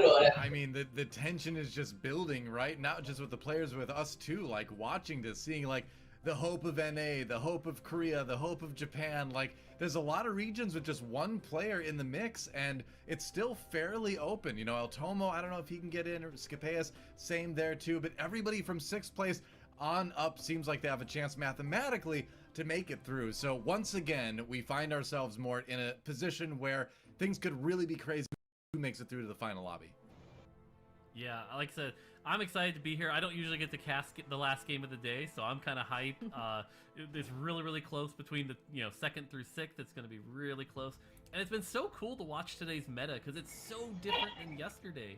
Yesterday, again, we saw like the Kled and a lot of focus on those early games, whereas today it's been a lot of Aphelios, Draven, Vel'Koz, a lot of those late game comps, and so there's been a lot of greedy play today. It's been fascinating to see. Yeah, I'm trying to think about what would happen once the players from this lobby meet the players from the other lobby. Yeah. I think that'll be a little bit of a clash in styles too, so I'm looking forward to. Yeah, for sure. I think that final stage tomorrow is going to be super, super exciting. But just to give everybody a visual about the 6 players that are in true contention for those top 4 spots, let's go ahead and look at the standings one more time. Obviously, when we take a look at how things have shaken out so far, a little bit of a throwback to yesterday where we did see Esha and Shurikane move forward from our group qualifiers and make it through to the top 4 in Group A. We can see a repeat on the horizon right now when we take a look at Mbappe and as well as Nukumaru, who have been doing a phenomenal job overall today, but there's still a lot of action that has yet to happen. This Game 5 is going to matter so much, so I can't wait to kind of just jump into it. I know Frodan and Bryce are super jealous of the 2 of you that get a chance to cover this Game 5, so I'm just gonna let you both get right into the action. Take us home for today. All right, thanks, Necro. Well, here we go. Mort, it is time to get ready for the final game of the day. And like we were just seeing on those standings too, things could get shaken up a little bit. We've heard from previous days that it seems like it's around the mid-20s is the goal you have to shoot for in order to make it through in that top 4. So you look at Mbappe, pretty safe at 24 points. You look at G2, pretty safe at 21 points. Then you get to like Robin and Nukumaru at 19 points. You still need to have a solid game to secure that spot, and beyond that, you need to have a really good game, I think. So there's different degrees of kind of, risk these players are going to need to take to secure that top 4 spot. Yeah, we saw it yesterday too. Like, Milk was in the position where an 8th would have knocked him out. Just because you're in 2nd right now doesn't mean you're that safe. But yeah, here we go. Right. And this is one of those carousels that I think a lot of players are not super fond of. It's got the 3 tiers and the 3 gloves, so you don't really get that sword or bow, or even like the more safe opener like the belt. So it can be something a lot of players really struggle with. I mean, you say that, but then again, this is one of those lobbies where people have been enjoying playing the AP a little bit. So maybe this group of players isn't as upset with it as some of the other ones are. But we'll see what they make of it. El Tomo, though, kind of playing for pride at this point. 13 points for him. I don't think it's mathematically possible, although I'm always hesitant to do the math, that he can make it through. Finds a 6 gold start, though, at least, with those 2-3 costs. Another Kled. But, we'll see what he can make out of this. Either way, you've got a lot of economy to work with. Yeah, and there's definitely a little bit of a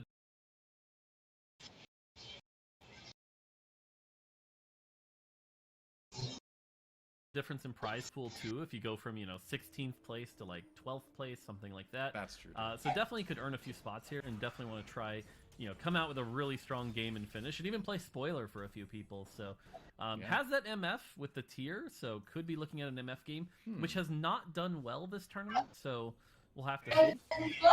You and I were talking about that a little bit, that you were a little bit surprised that we weren't seeing as much MF as we've seen, which is really kind of, I think we've seen 1 game of it so far or something? Yeah, it's been interesting to see, and again, I think this kind of talks about the difference between ladder play and tournament play. But if you looked at our data as we had to prepare for patch 1120, Misfortune was looking incredibly dominant. You know, Forgotten as a trait was looking incredibly dominant.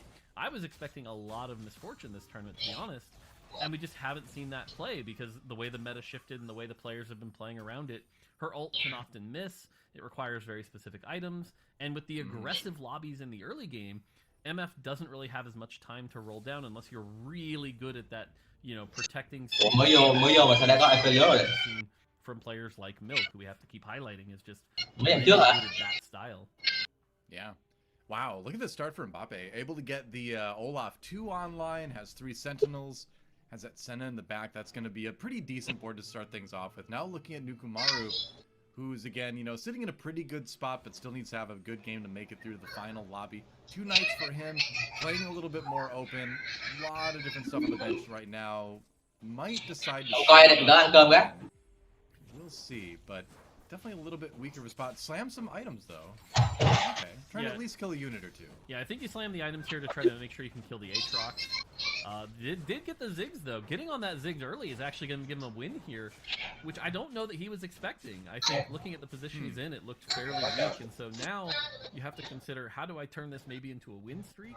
What do I do with this? Isn't selling, keeping those options open.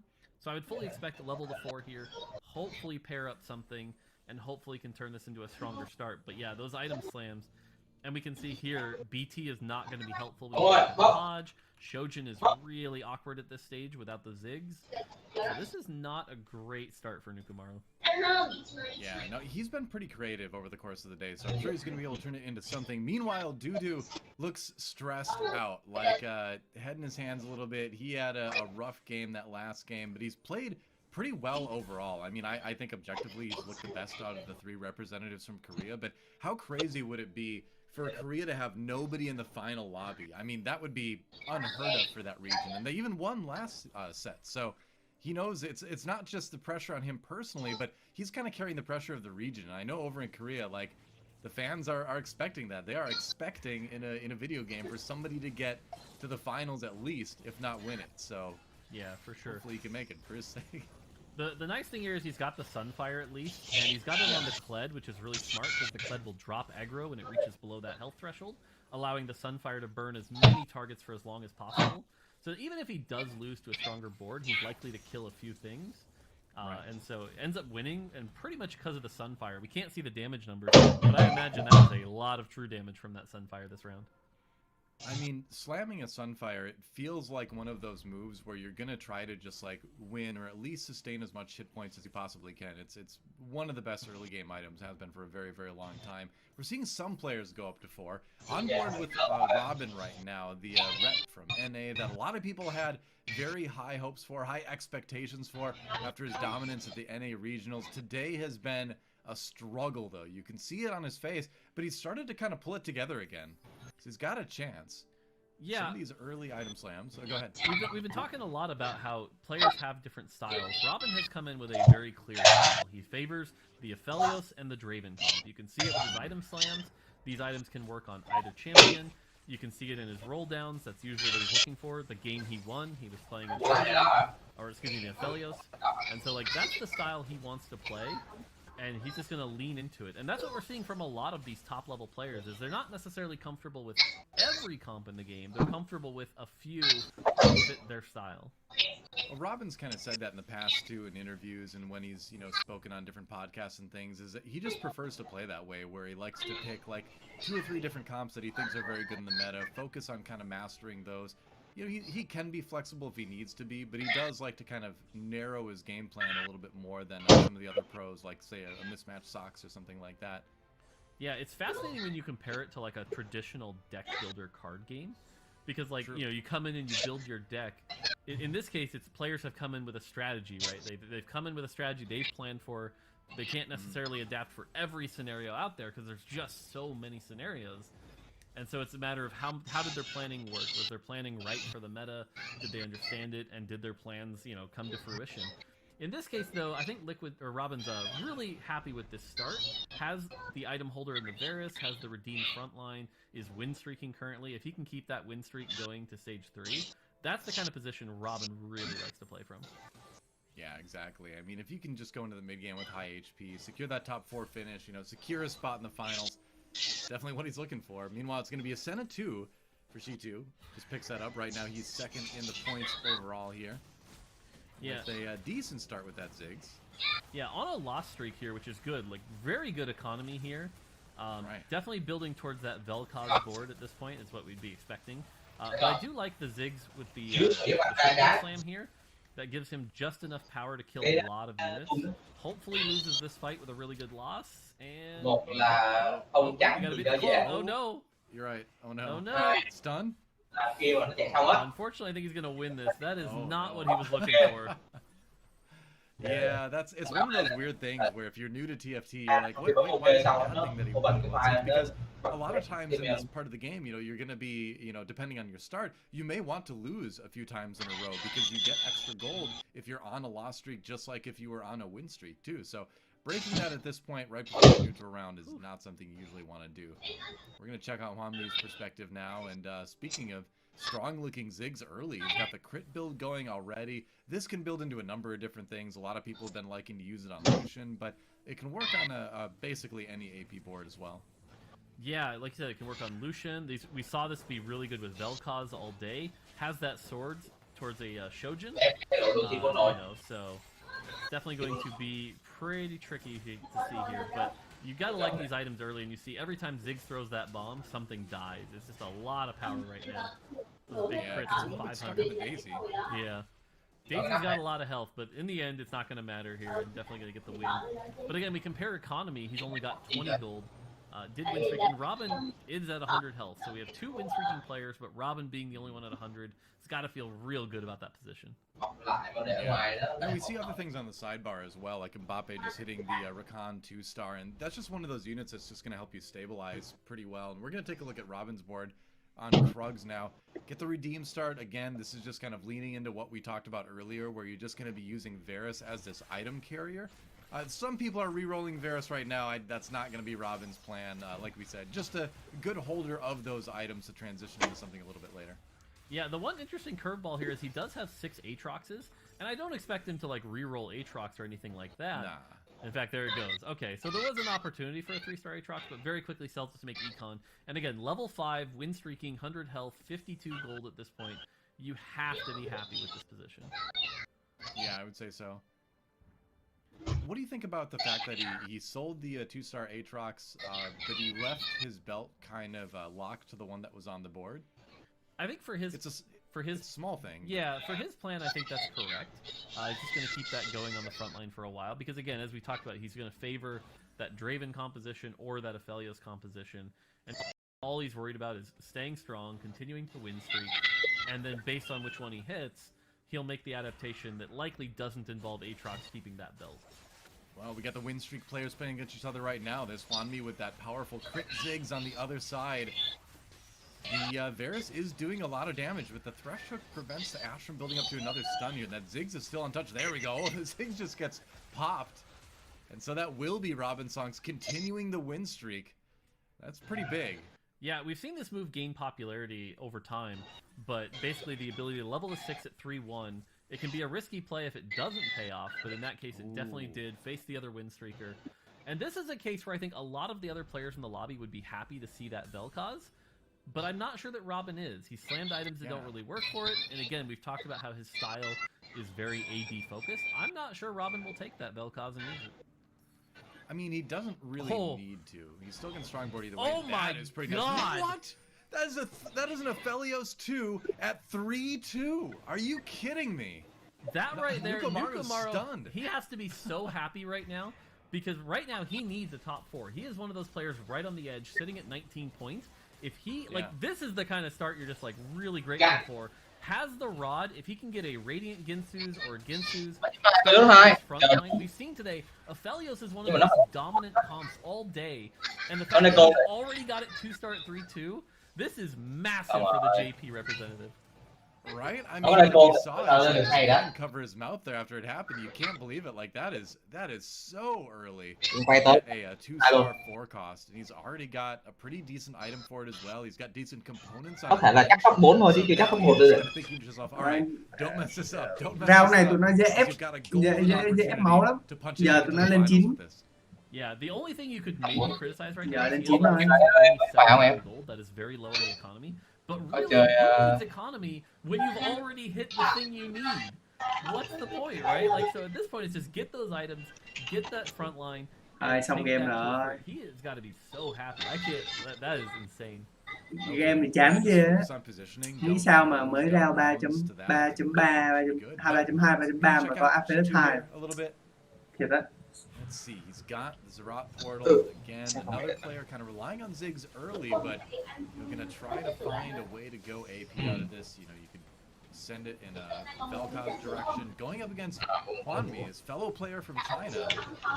Ziggs v Ziggs. Yeah, we definitely see the IE Jeweled Gauntlet carrying a lot of weight.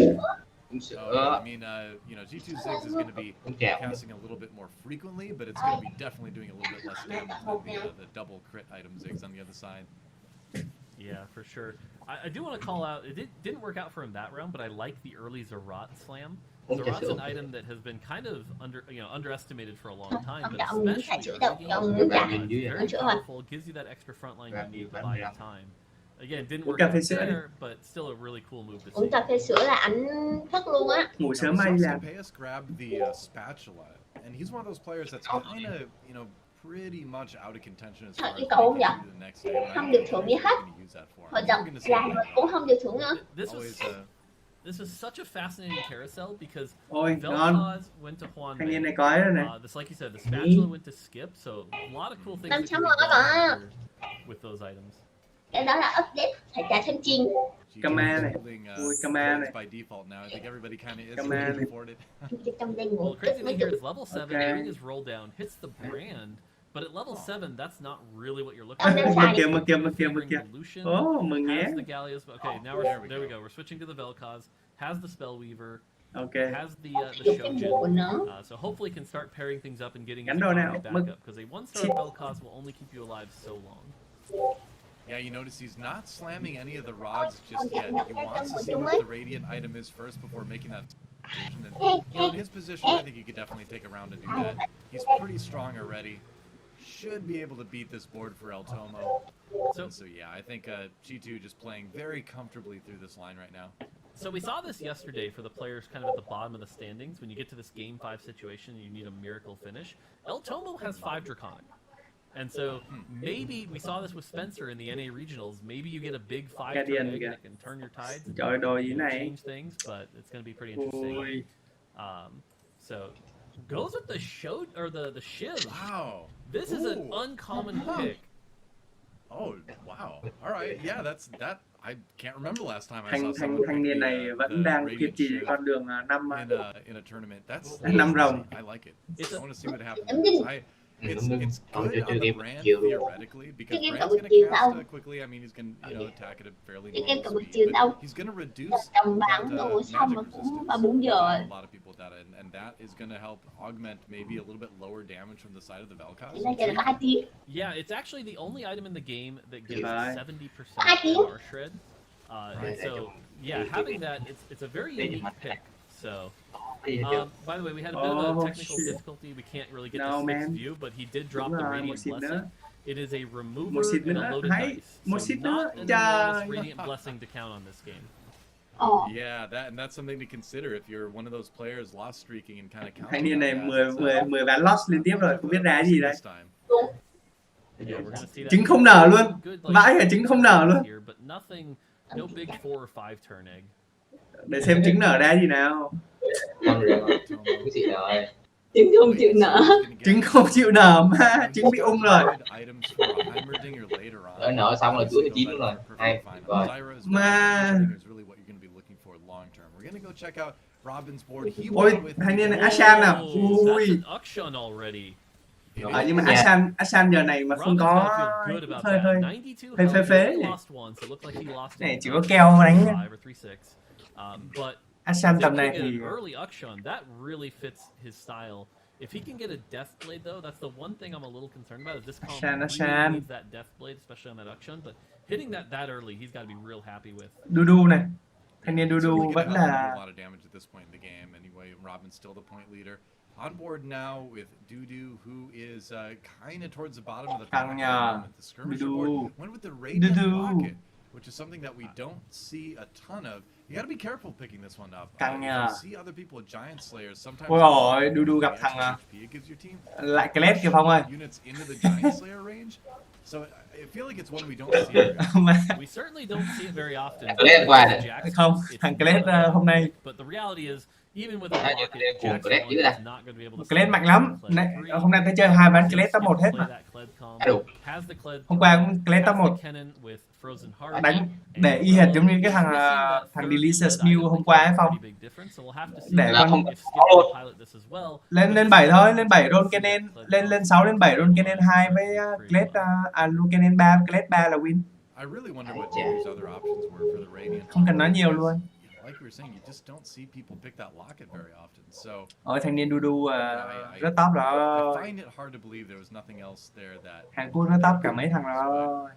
Like you said, it is just one of those things where he just wants to try to make this board that's maybe not the strongest as durable. Thanh niên không chịu ăn nhân sâm, chắc tối qua đi quẩy đêm.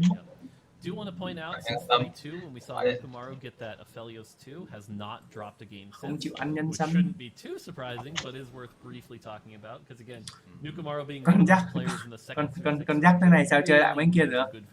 Con trò gặp thằng Aphelios, ui rồi, Phong coi kìa hai cái bàn tay kìa.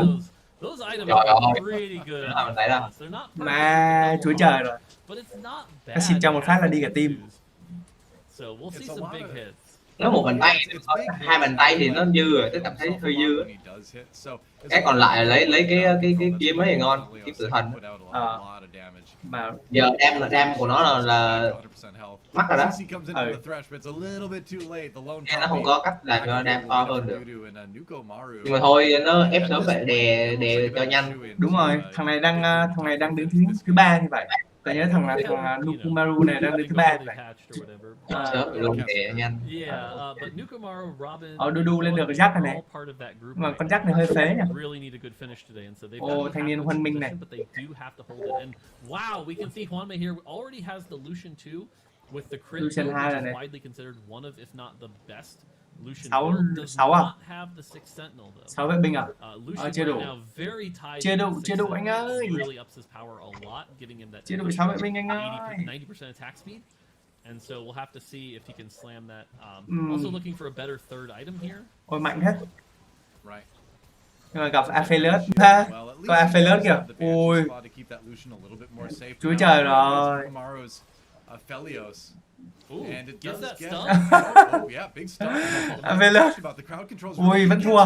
No, not quite. It was Hay quá anh ơi. But the Lucian just barely got the damage. Tụi nó ít quay mấy cái game Lucian game. Tớ đang muốn học xem tụi nó để vị trí con Lucian như thế nào. Maybe we're starting to see some of that suboptimal itemization here really costing him.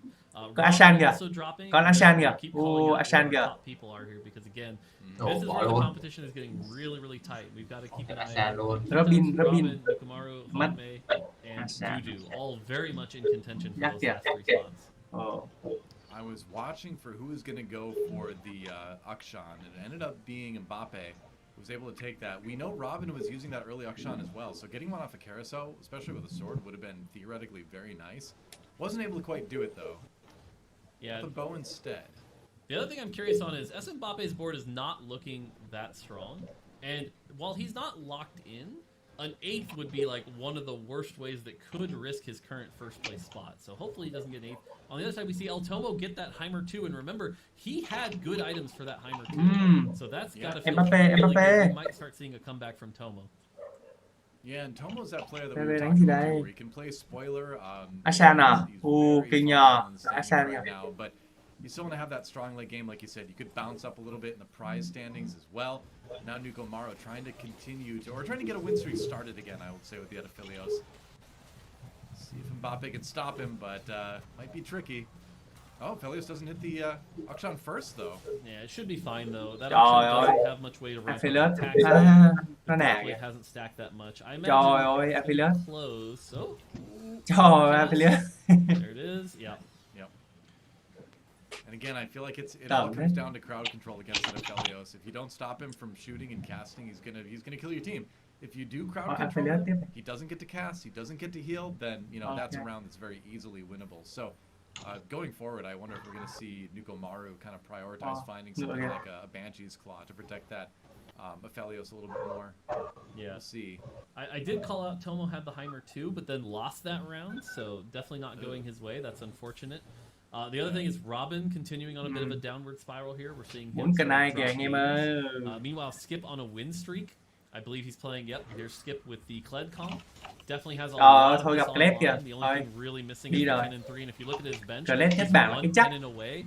So this is sort of that peak form Hellion comp that we saw yesterday. He has almost all the pieces put together, plus the Hellion spat. This is going to be a very strong position. And Mbappe losing again. If he takes an 8th, this could blow things wide open. Yeah, gà như định mà còn top 1 Chief Pro. All the cannon items you want, Kled items are great. Raptors. Ok. I mean, it's thanh niên này chắc là lên keo à? Still got that dice too. Lên keo là kèo à? Let's take a look at El Tomo. Like we talked about, he does have the Heimerdinger too. Phong ơi, cái thằng mà chơi 5 quả trứng ấy, 5 con long tộc nó ra được con Heimerdinger rồi kìa cậu. Trời ơi, Hammer kìa.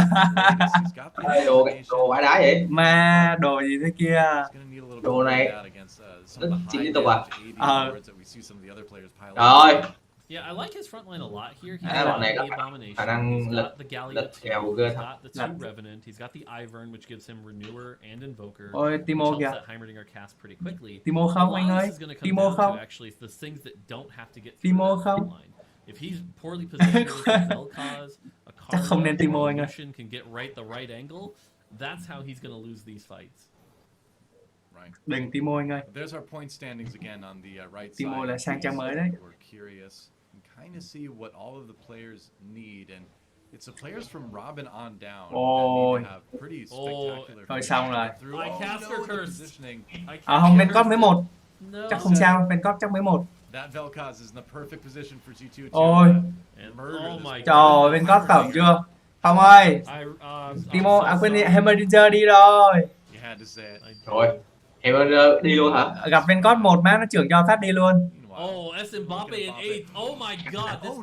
This changes everything. Mbappe đi luôn rồi. 5 points, which barely made it yesterday. But again, if we see some of the top get a lot of points, for example, if Nukomaru takes first, that's 27. It is not necessarily locked in that Mbappe makes it today. Yeah, I mean, at least he got a 7th. At least it wasn't like a total 8th, so he's a little bit safer at 26. Ô kìa, Aphelios kìa. It's still Rồi.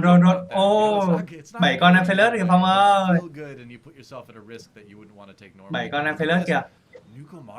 Ai chà, kèo nào muốn lên 9 đây. Muốn lên 3 sao đây. 3 sao đây. Vẫn không, nếu mà không lên 3 sao thì không chơi nổi con Kled đâu. I think we're going to have to check in on Robin, because the thing that worries me is he had that nhưng mà Akshan. đúng rồi, chắc không chơi nổi. Him into the Kled tầm quá. with Akshan. But there Kled are chắc 7 top 1 quá. Aphelioses on this board, which means I'm chơi guessing Kled lắm. Robin, who's been on the decline since then. Okay, Robin finally wins a round, though. And so that gives him a chance. Juan May, though, is now the next one who's on the edge. Juan May really step it up here. Dudu top 2 kìa. Getting really close, and now we're getting down to that wire where, again, every position matters. And here's what, okay, Robin went Draven. He got away from the Akshan. Really impressive to not get baited. Really happy to see this. Is the only Draven player in the lobby. Has 6 of them. Props to Robin for not getting baited here. I love this play.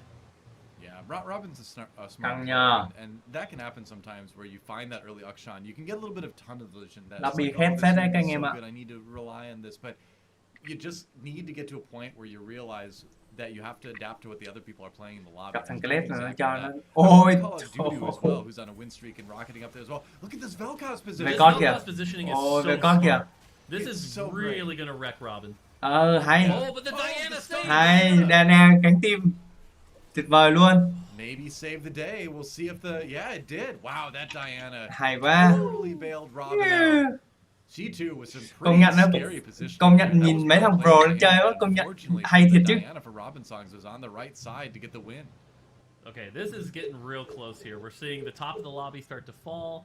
Everyone's gotten their Radiant Blessing except for Nukumaru, who was our early high roller, but he's starting to drop games. Like, this is where it's getting really close. And again, every position is going to matter here. I'm going to try to call it as we go, but oh my goodness, this is really close. And Skip, it's funny, Skip is the win streaker here, who I don't think can make it even with a first, but maybe.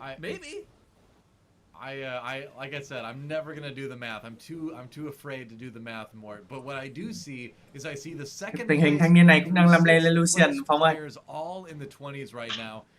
Phong cậu thấy nó giấu không? Nó giấu cái Nico kìa. Giấu đâu? But it's really all the players underneath. Phải giấu. Look at Hwanmi's board right now. Bottom and 6, but thằng khác quay qua thấy mà.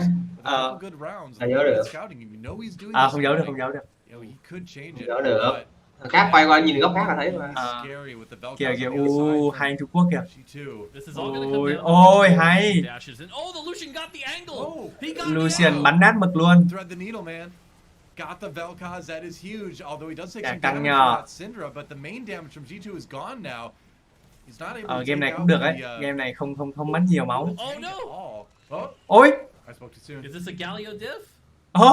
Galio v. Galio, Oh, this is good. No, Galio win. win. Win this. Maybe it's another ult from Galio. Oh, here we go. Oh my goodness. Oh man, these rounds are so Lucian kìa. 6 con rồi. 2 con nữa. Here's another Lucian. Hey. Sao không lấy nhở? Không lấy à? Không lấy. Chắc chờ. Ủa mà chi vậy? Chi ta sao không lấy luôn ta? Chắc không cho tụi kia nhận ra. Seven Dravens. Thanh niên nào cũng me 4 tướng lên 3, từ 4 sao lên 3 kìa. Ôi. Dudu kìa. Ôi Dudu kìa. Dudu ngon. Dudu chắc win thằng được thằng này á. Thắng phép không mà.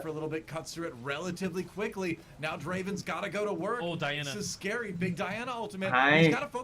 Ui trời chắc kìa. Trời công nhận Lucian kìa.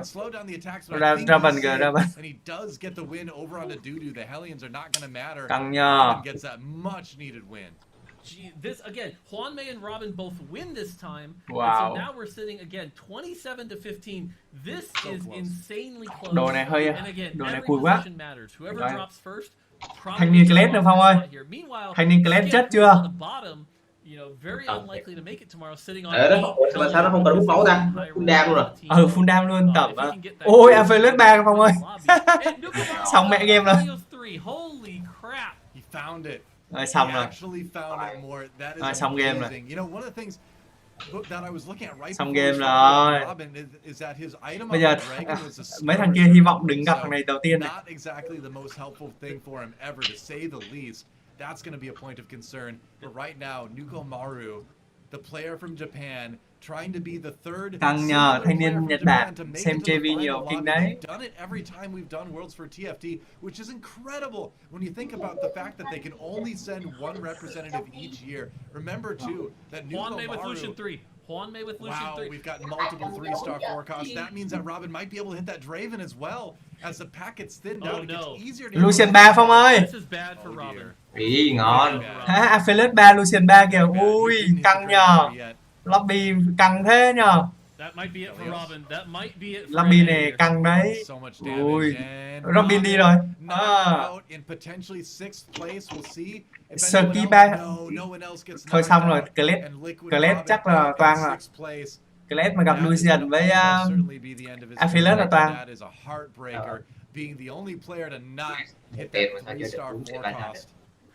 Căng nhờ. Yeah, and Skip, by the way, with that 8 Hellion did drop that round, so it's looking like we're pretty locked here. SM Mbappe doing well. If Nukumaru, again, we're seeing a lot of... Is this the Vel'Koz item switch? Fascinating. Okay. All right, yeah, G2 just going for it, man. He's sending it, believes in the Vel'Koz. So in this It's a lobby, strong Vel'Koz. yeah, it's a strong Vel'Koz, and we've seen the Vel'Koz beat the Lucian 3 Lobby before. căng đấy. Lucian 3 does not have Chúng nó đang a chúng We already nó saw đang today. hy vọng là đừng gặp thằng Meanwhile, Aphelios. the Aphelios 3 though, this is where those items actually are very good now. Thôi xong rồi, thanh niên này xong rồi, gặp thanh niên Kled là xong. Aphelios 3. You're already strong enough. Không được rồi. Nukamoro's got to be really Được rồi. like Vẫn thở được, vẫn thở oxy được, vẫn thở oxy được. Ôi thôi bị ngắt rồi. Thôi xong rồi. GG. Ok, top 4. Trời ơi, Lucian. Trời ơi, Lucian win Aphelios Tông ơi. Or Scipius loses more. No, he wins his round. Dudu loses, but gets that sneaky fourth. Korea's hopes still alive right now. If Dudu can keep things going. Ôi, căng nhờ, lobby căng thế nhờ. Bot nó hiện ra chữ ok. He picked that Thì ok, bot vô trong đó là coi như là cái message bot là cái chặn cái hành động của mình. Nó sẽ dừng lại ngay cái message bot á. Mình bấm ok, mình tắt cái bắt đầu nó chạy tiếp cái lệnh ở dưới là lệnh open. Unfortunately, I don't think he can. Like, the lobby's just so stacked against him. I think this is definitely the weakest comp in the lobby. Does Đúng have rồi, a xong bấm killer ok cái overnight nó chạy tiếp come up a ở little. dưới là If chạy. this Jax can ramp up, he might have a shot. Lobby căng nhờ. Ôi. Oh, if this... Oh, he Zephyr's it though. Nope. I was gonna say if he could get the Viego on the Aphelios, maybe there was a shot here, but unfortunately I think with Ôi, this căng nhờ. Aphelios không chơi lại Jack luôn Phong ơi. Không bắn chết Jack luôn. Rồi. Không bắn chết Jack luôn cậu ơi. Trời ơi, một hit nữa. Ôi ôi ôi ôi. Trời. Xíu nữa là ngon rồi. He's in third over Skip. He beat Skip. Phân mìa. Ôi, thanh niên. Hai thanh niên Trung Quốc nhân bảng không ạ? Ở đâu? Thanh niên Aphelios với một thanh niên Trung Quốc. À, thanh niên Lucian. Ôi giời ơi. Lucian với Aphelios. Nukamaro has definitely qualified. I don't think Korea made it here. It's going to be close, but I don't think so. I think you're probably right, Mort, but we'll wait to see what the final tally is like. But I got a feeling you called that one. Căng nhờ. So it's going to be Aphelios 3 versus Lucian 3 here at the end. What a way to end the day. 2 3-star forecasts. Banking on Game này hơi game này kiểu this Diana placement's going to be big. We see the hot switch. Bạn kia cũng lợi thế phết. On the other side. But again, the Diana positioning is Trời ơi, thôi xong rồi. Yep, that's right. And Aphelios. she's gonna get the Aphelios tỉa nào. No, she got turned away from it. Doesn't hit the Lucian. Ui, trời ơi. Ui. That's it. That's it. Một giọt. Hay thế nhờ. 1 HP for Wanmi. He's got one more shot. Căng. One more shot. One more shot. I thought we were done, but we're going again, more. Ôi, có again, hai I don't rồi. want to do the math here, but Huami is one of those people who only has 17 points. He's kind of on the outside. 1 point could be the difference here, so he really wants to secure this first place just in case. Again, my math could be off, but just get that extra point. Try to get it over Nukamaro here. I mean, we talked about the mid-20s being the cutoff on the last couple days, right? And if a first place for Wanmei would be 25, so he'd be right there. Did he get the Diana in the right spot? She's jumping bắn được Phong ơi, bắn được. Ui, nó em được. Ui, quá đỉnh luôn. Công nhận nó đặt cái vị trí Aphelios đỉnh ghê. Ui. And that's going to be a Lucian win. Lucian's got it. I think so. That's right. That is huge for Công nhận. Lucian win Phong ơi.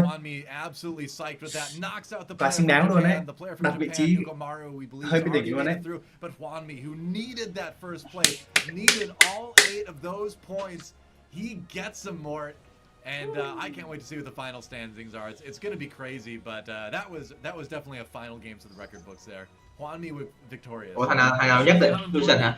Lucian không ạ? Because we saw just the round before that, the Aphelios won. With some better positioning, get that Galio taunt to get the Frozen Heart away from the Lucian. The Lucian just cuts loose, finds the angle, kills the Aphelios, and wins and takes the lobby. So what a hype way to finish. I am pumped. I can't wait to see those standings. I think it's really going to come down to the wire. I'm proud of you both for not trying to do caster math while on broadcast. You know, we'll have to wait and see. I learned my lesson long ago. You know, but Mort, you were talking about this, hinting at it before we got into this game number 5, that a ton of these players are heavily focusing on the transitional phase, going into the late game of each of these lobbies.